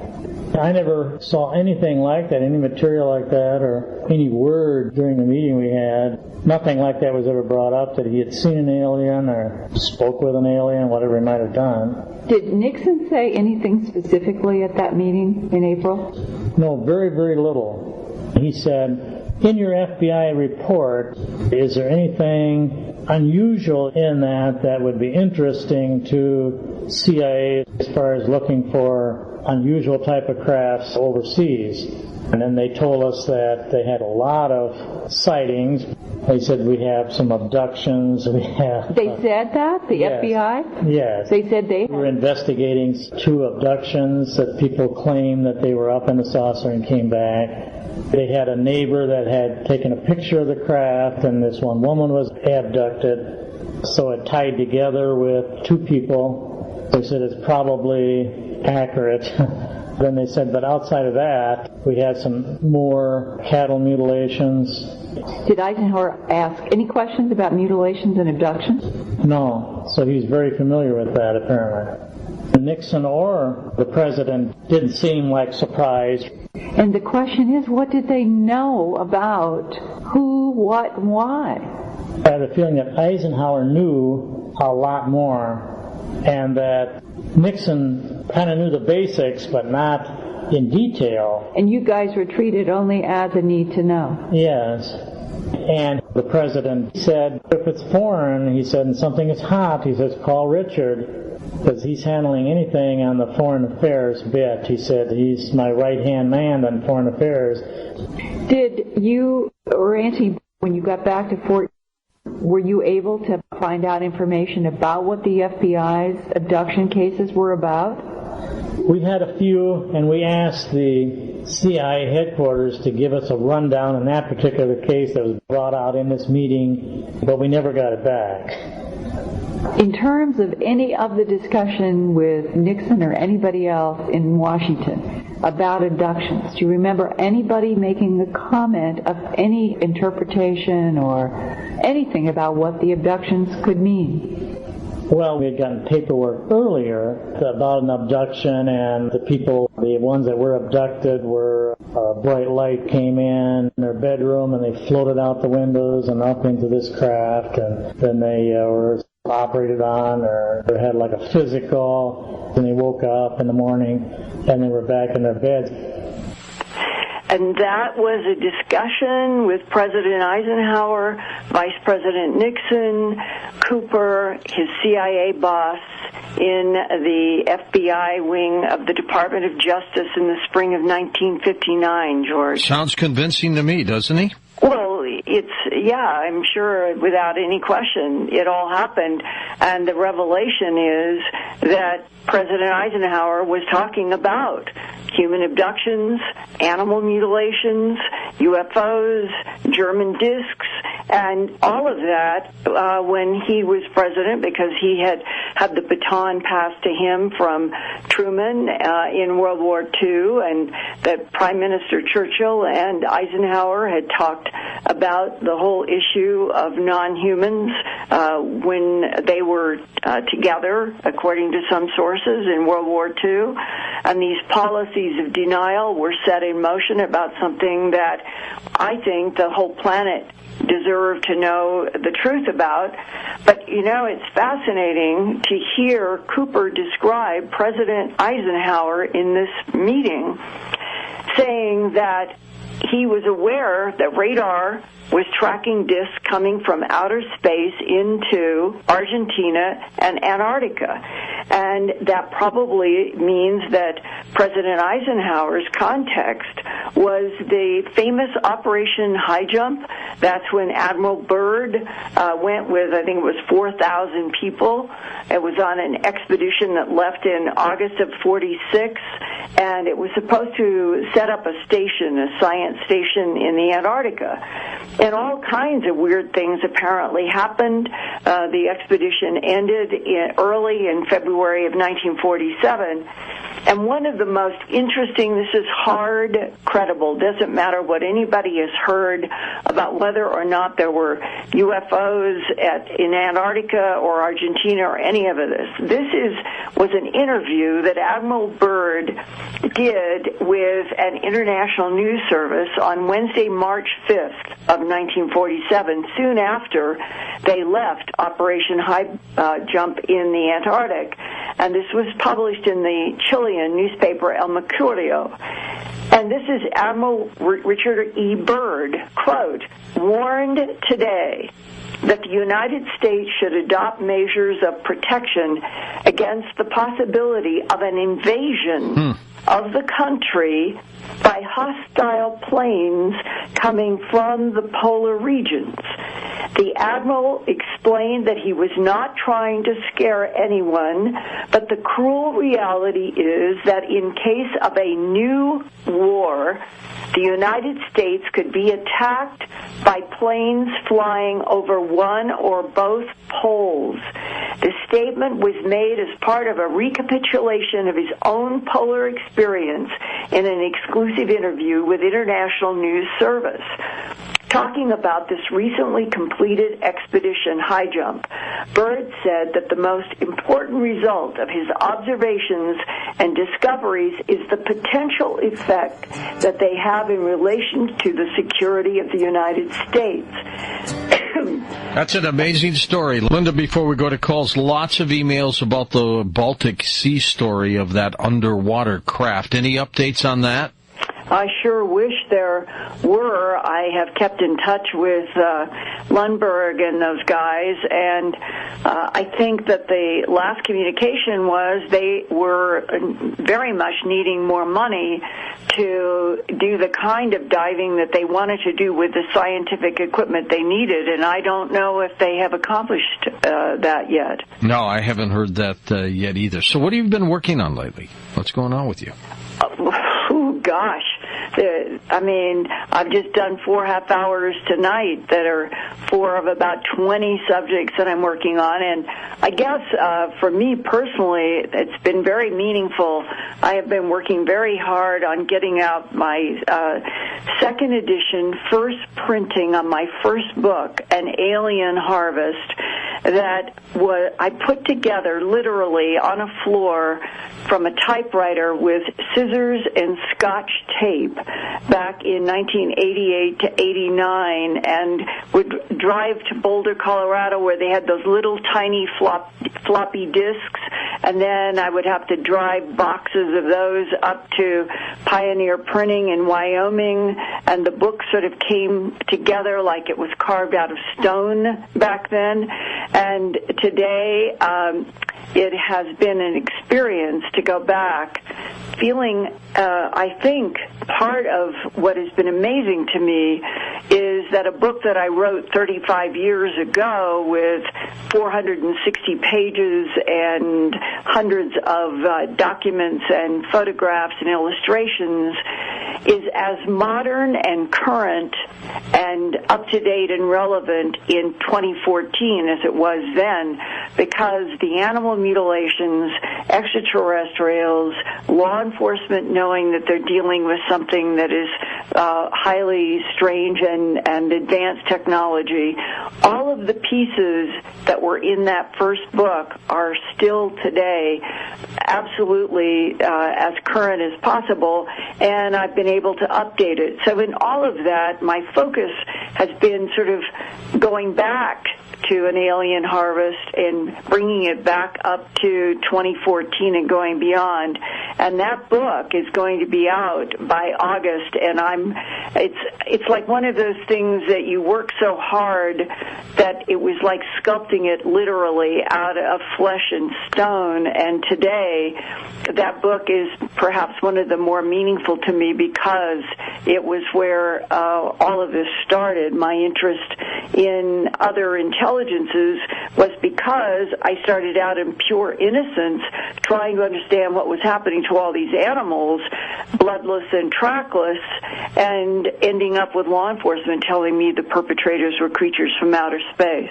All right, to the phones we go. Let's go to John in Seattle, Washington to get things started west of the Rockies. John, thanks for calling. Go ahead. Hey, how you doing, George? Good, John. Yeah, well, I don't not to get too far off track, but I have a story about a Bigfoot experience over here in Tiger Mountain, over here in Washington. You're right in the spot, that's for sure. Yeah, but basically, I haven't been too much of a believer about it. I mean, until I had this last summer. We were up there hiking, doing like a 3-day hike, camping trip. We were just walking along and just camping wherever we felt we needed to camp for the night. And it started out with rock throwing, basically, at first. And we thought it was somebody that was supposed to be tagging along that was coming a day later. And it got to the point where it was happening for about 20 minutes straight. And one of my friends, Mark, went to the bushes to use the restroom and came back and said something back there was wrestling around. And so we all went out there to investigate, and two of us actually came to maybe about 20 feet contact with, I guess you want to call it a Bigfoot. Jeez. Behind a tree. What did it look like? Everybody says like a gorilla, but I don't know, not like a gorilla, because he was standing like a human being would be standing. But did he have human features? His face? Yeah, well, his nose isn't that big. It's more flat, like an ape, like a big wide nose. Yeah. And his face isn't really all that hairy. I mean, he gets pretty hairy, like on the lower like chin, high cheekbone area. Linda, have you interviewed people on Bigfoot? Oh, yes. And in my third book, Glimpses of Other Realities, Volume 2, High Strangeness, I have a whole chapter that is focused around a man up in Snohomish, Washington, who was out pulling weeds on his dad's property when, coming up above these tall pine trees, suddenly, just bang, it was there, a big silver disc right at the top of the trees. The trees started swaying. There was no wind, but there was something going on between the craft and the trees.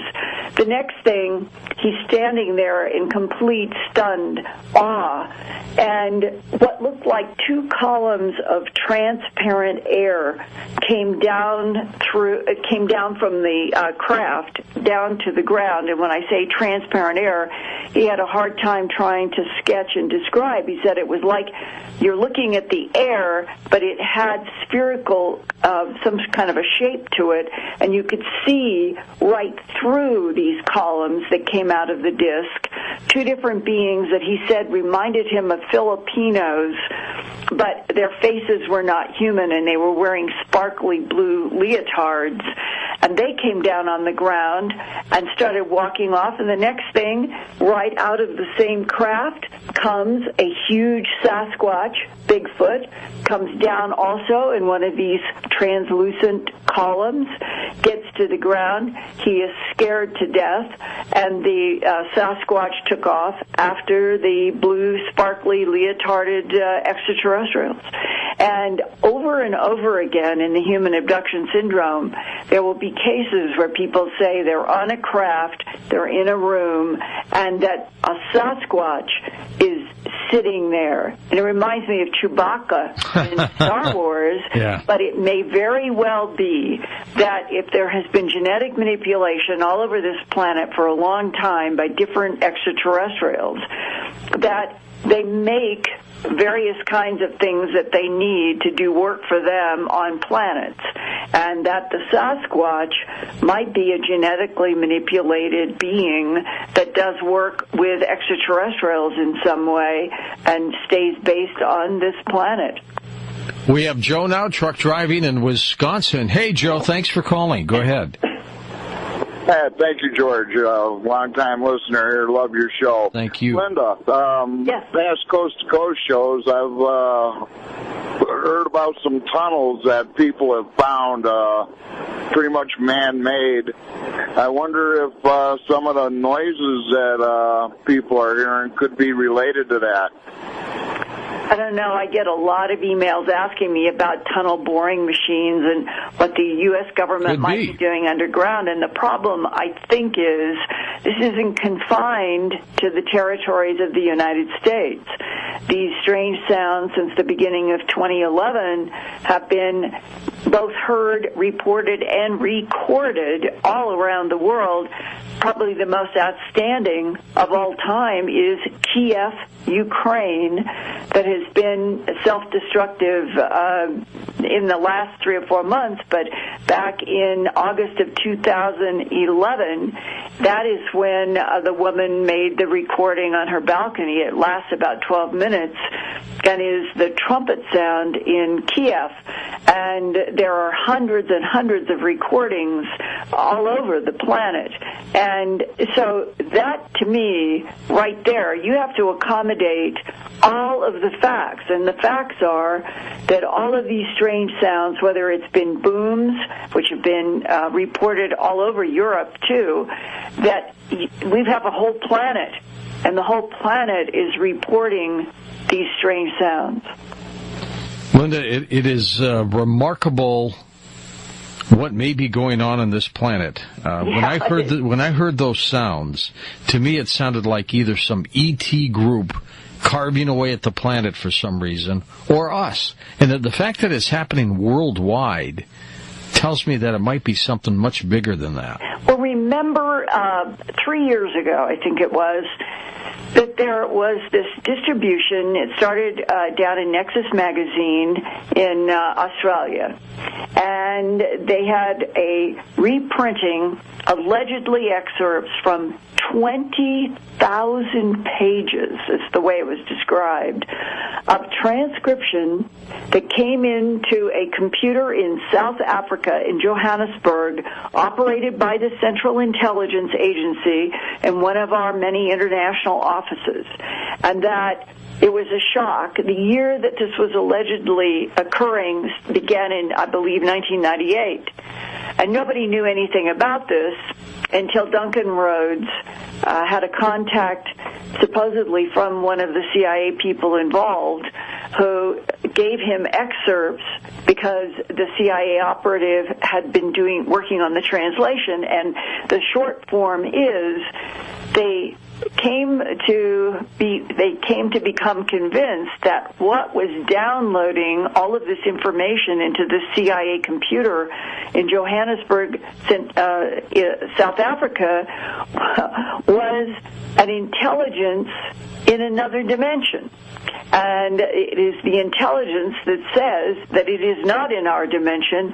It is in another dimension that is very well aware of this one, and that they know that periodically in a cosmos that is made of different dimensions, that there become around in cycles overlaps of dimension in which the two dimensions will interact, and that there will be strange sounds, and list all of these things. And this was 1998, finally revealed about 3 years ago. And then Duncan and I worked together. I've done Earth Files reports about all of this.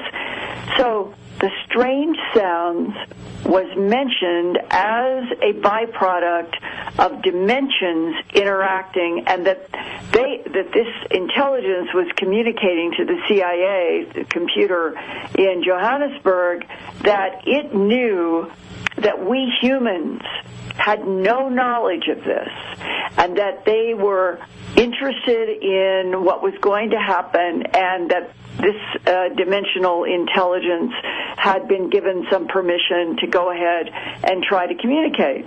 Well, since that time, there were markers of the deaths of world leaders in various events in this Chani material, 20,000 pages of which has been excerpted, in which many of the people listed have passed just in the last year.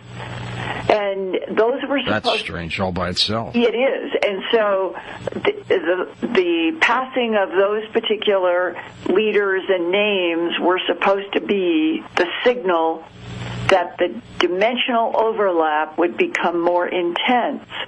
Well, who knows? I just know that the hard physical facts of people being out in a place like a mountain or their backyard or wherever it is, I completely know that these people are trying to tell the truth, because we have so many of the recordings that have been put around on YouTube, and that these are reliable, credible people, and something extraordinary is happening. And as many people have said to me on the phone or have written me in emails, Linda, in the United States, this government says that terrorism is at the top of our list of national security interests.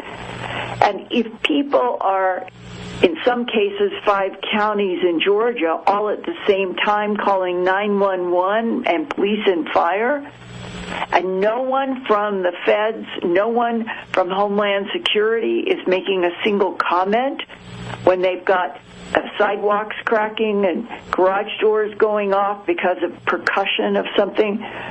Well, that seems to me to mean that the government has been so silent since 2011, when all of this has begun and it continues. They have to have some knowledge.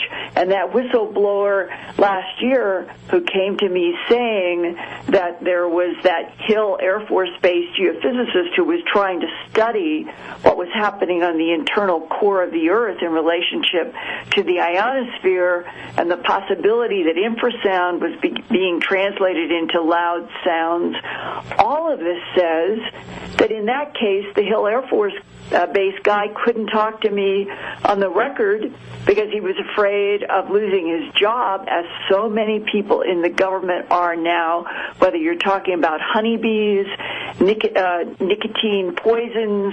Well, we called that one, didn't we, years ago? Well, it was Hackenberg in Pennsylvania. He knew, the beekeepers knew, the nicotine-based pesticides were the brand new things on the block, and they were worried about them then. And what I mean is, we're living now in a nation and a planet where so many things are being covered up.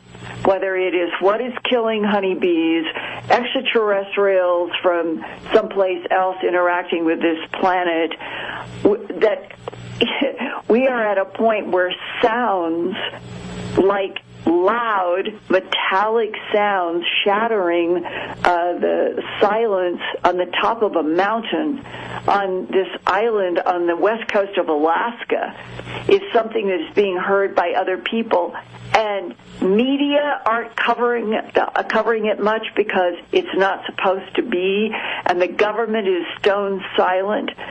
So where does all of this end up? Where does it end up? That's a good question. Let's go next to Chris, truck driving in California. Chris, go ahead. Hey, George. Great show tonight. Linda, how you doing? Hi. I have a serious thought on this whole sounds that are being heard all over the world. My conclusion to this is I bet you anything the Earth's climate has been destroyed by mankind. We have completely depleted the planet's climate.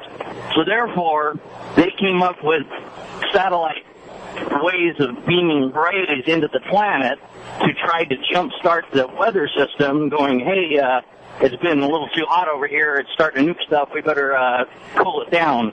And so then, bam, all of a sudden you hear that sound, and it's like that lady that was on her porch, and she heard, on the news, they said, oh, yeah, weather's going to be coming in, and then, bam, she heard that sound, and shortly after that, a hardcore rainfall and everything else started in right behind it. I don't know. It seems a little suspicious to me, and nobody's going to say anything.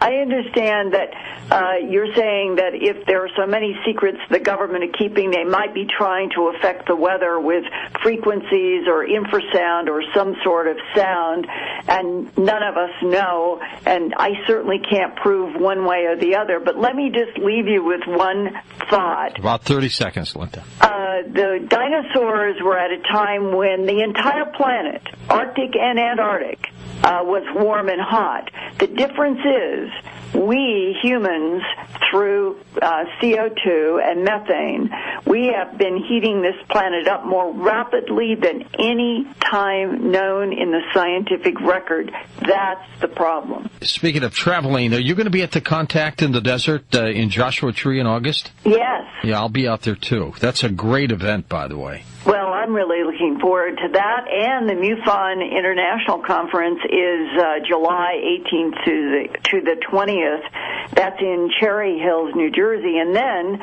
it's August 8 to 10 at Contact in Joshua. That's right. Why don't you do a little phoner for us at MUFON? Just give us a quick little synopsis of what's going on out there when you're there. Yeah, happy to. All right, great. Let's go back to some final calls here. In the last remaining half hour, we have Larry is in Muncie, Indiana. Hey, Larry, go ahead. Hi, George. Good to have you with us, Larry. Thanks for taking my call. I'm not sure it's related to the topic you're talking about now. I just wanted to relate to you a couple experiences I had with a supernatural entity. I don't know exactly what it was, but I had two separate experiences with it. What happened? The first was in, I believe, around 1988. I was a Christian at the time. I went to bed, left the door in to the living room open, my bedroom door, so I could see the light in the living room. I went to sleep. I woke up. Something woke me up. I seen the lights in the living room blinking. They went out. My door slammed shut. And there was this tall, darker than dark thing standing at the end of my bed with like a long black coat and a hat. I'd been taught, if you rebuke the devil in the name of Jesus, that they tremble at the name of Jesus. Well, I said it 3 times. I rebuke you in the name of Jesus. I rebuke you in the name of Jesus. He laughed at me and then was gone. I woke up covered in sweat. And I had no preconceptions on, I thought demons would be red with a tail or horns or whatever. I'd never heard anybody talk about these black, whatever, shadow people or whatever you want to call them. And then I quit going to church, and about, I think 7 or 8 years later, I was with a friend. We were just in an alley and seen the same thing. This time we both seen them together. I was awake at the time. Same exact thing. Tall, black coat with a hat, walking down the alley. this time I wasn't as scared as I was when I was alone, but I'm just curious what your take is on that, and if you think it's related to any of these other UFOs, Bigfoot, or whatever. Interesting take, Linda. Go ahead. Yes. William Bamford wrote a beautiful book about 15 some years ago, The Gods of Eden. And in it, he had a chapter about the plague, the big bubonic plague that took out millions of people in Europe. And village after village, there were all kinds of reports. They're in diaries, they are in official city documents that talk about people seeing a tall, black-caped, black hat figure that was walking through the village with something that looked like a rod going back and forth, and they could see something spraying out of the rod. And the very next day, that's when the village people would start becoming sick. And his book is looking at history and these links between the presence of something in the non-human and events, whether it's war, plague, whatever. And so this particular figure is very interesting. And back in, I think it was in the 1960s, there was an encyclopedia, and I don't know what the year was. I read this with my own eyes in a college library. I was doing some sort of a report having to do with Thomas Jefferson and the writing of the Bill of Rights and all of that. And the story was in a library, in an encyclopedia, about how Thomas Jefferson had reported that he was out in the garden, he was working on the Bill of Rights, and a tall, black, cloaked figure with a black hat or cloak over the head came into his garden and laid down in front of Thomas Jefferson the truncated pyramid with the eye in the upper part, the 13 layers, and said, "This will be the symbol of your nation," and left as rapidly as he came. Well, who are these tall, black-cloaked, black-hooded figures that dot throughout history? Are they non-humans in these cloaks? And did you... Or time travelers. And time travelers are all part of this as well.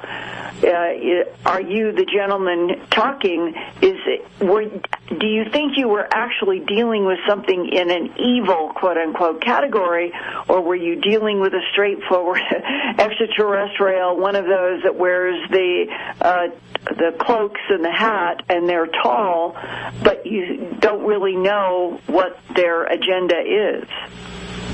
If he's still on the line. Evil. He laughed. It was an evil laugh. I was just frozen with fear. The second time, when I was actually awake, I had a friend and a witness who I'd told friends about my first experience. So it was great having somebody there to actually see the exact same thing I'd seen. Sure. And that time, he didn't seem as scary. He seemed more evasive that time, like he didn't want to be seen. So I really don't know. Well, welcome to what I call the Hall of Mirrors or the quicksand floor. There are so many descriptions by so many credible, down-to-earth people who have encountered standing up alligators while they're riding a horse on a ranch in Colorado, or the strange menagerie of gray-skinned different types that can go 2 feet, 3 feet, 4 feet, 5 feet, up to 7 feet, and then the blondes that can be 5 feet or 7 to 8 feet tall, and the tall whites that Charles Hall talked about, more in the albino category. And this list seems to go on so long that the issue of agenda, that's what we need to know. Does our government understand who all the players are, whether they are all from other solar systems in this universe, how many are time travelers possibly, which ones are time travelers, which are from other dimensions, like in the Channy material, that it is a much more complex universe than we have been taught. And when you go into the abduction literature, and I've been exposed to so many, and in my third book, Glimpses of Other Realities, Volume 2, I have a whole section with people who were dealing with a variety of different types of entities. And in one, a woman articulates as clearly as so many have said that she gets this telepathic download from one of the beings that there are so many more dimensions than humans understand, that dimensions are affected by other dimensions, which is similar to what the Channy material in South Africa says, and that we have not understood when we exploded atomic bombs in 1945 that we were literally tearing in to some other dimensions, and it set off alarm bells, and that what has been interacting with our planet maybe for 270 million years, they may have had terraforming, mining, and genetic manipulation agendas. And things that have shown up since 1945 and are exploding the bomb, they may have whole other reasons of survival because of something our explosion in this dimension did to their dimension. This is how complex this is, and that what you have seen may or may not fall into those categories, but it sounds to me, listening to you tonight, that you're strong enough to stand on your own 2 feet as a human being and deal with it. And I commend you for doing that. Let's go to Mark now in Detroit, Michigan. Hi, Mark. Go ahead. Hey, good morning, Ms. Howell. Hello, Mr. Norrie. How are you? Good, Mark. Thank you. I'm all right, thanks. I'm calling on account of, I've called you before about that story, what happened to me with the blue beam light hit me, and then after it hit me, it downloaded me, and as I was thinking, it was thinking inside of me first before I could think about it, for me to even think, like, what is this? And what I was saying is, when the light was on me, I couldn't move, and so I was in awe when I finally took my eyes on it. And it said, as I was saying to myself in my mind, because I couldn't holler anymore, it was like saying, I said, I know I ain't standing in the light. It said, yes, you are. And I'm like, what? And I said, I know I'm not being illuminated. It said, yes, you are. Not knowing where these thoughts coming from first. And then I said, I know I'm not brilliant. It said, yes, you are. Took the light off of me, shot up off me just like it did over on the pyramid, on the Dome of the Rock over in Israel, and shot up in the sky about 10,000 feet, stopped, and then turned once right and turned into a fireball, and the sky turned into avatar blue, and it turned into a red sky, and then it turned into all daylight all over Canada, all behind the Renaissance Center, and then it turned again. And then those chemtrail clouds that break up at night, they were parted like an elevator upside down, me looking up, and parted all the way open, and a black, just total black circle came from out of nowhere. And then as the other light that was on me turned again into another ball of red light, it dissipated, but at the same time as it dissipated, the sky turned back to avatar blue, to red, and then to bright daylight, and then everything lightning again, and then the sky closed back up, and I'm looking at the sky where it was beaming at me. It was a big ball of cloud of where a perfect circle had been there, like somebody was smoking a cigarette. Sounds like a perfect classic case, Linda and Mark, of a UFO episode cloaking itself, doesn't it? Or a dimensional opening. Can't rule that out. That's hard to perceive. Right. But, I had David Paulides right before you came on talking about missing people at parks. And, he won't say, but it sounds to me that he's thinking of some kind of dimensional portal or something. or just straightforward matter being beamed up into craft.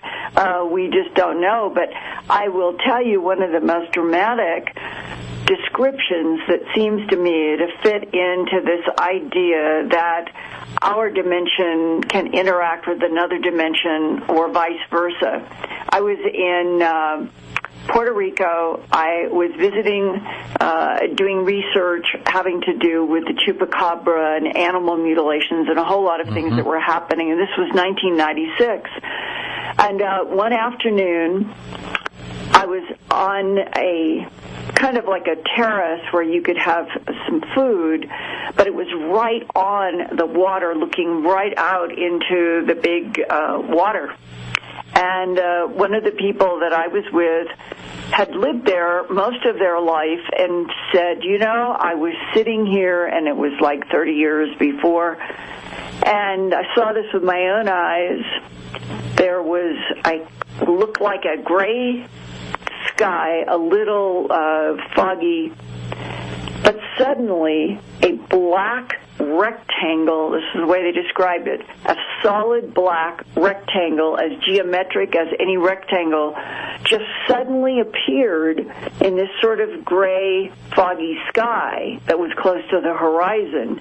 And to their complete and total astonishment, and they're sitting there with other people. That was the thing. There's other people watching this. Yeah.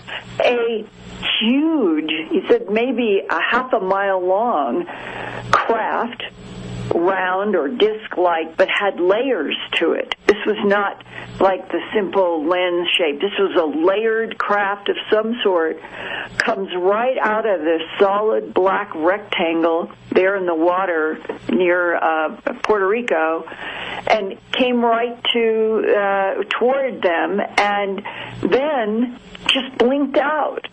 Now, I think that when you've got multiple witnesses in a day like that, and you've got that kind of a vivid black rectangle, something is going on that is not normal terrestrial, and that even though science fiction has been where most people have said when people describe triangles or rectangles of light, whether it's white light, black light, or something opening up in the sky, people have always said, no, that's science fiction. Well, halt.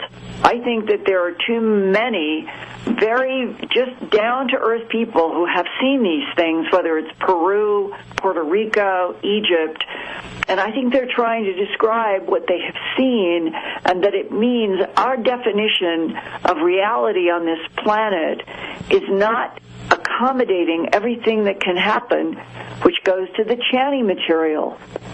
What happens if there is some sort of dimensional rubbing the shoulder overlap in a cosmos that we still don't even understand what dark matter and dark energy are in our own universe? Yeah, and we may never. Let's see if we can get one more call in. Tommy in Knoxville, Pennsylvania. Tommy, not a lot of time, but go ahead. Can you hear me? Yep, sure can. Hey, just to let you know, the last time David was on your show, you had a guest host, and he was talking about the mountains, and I called in to talk about a noise that I heard, and it was a trumpeting noise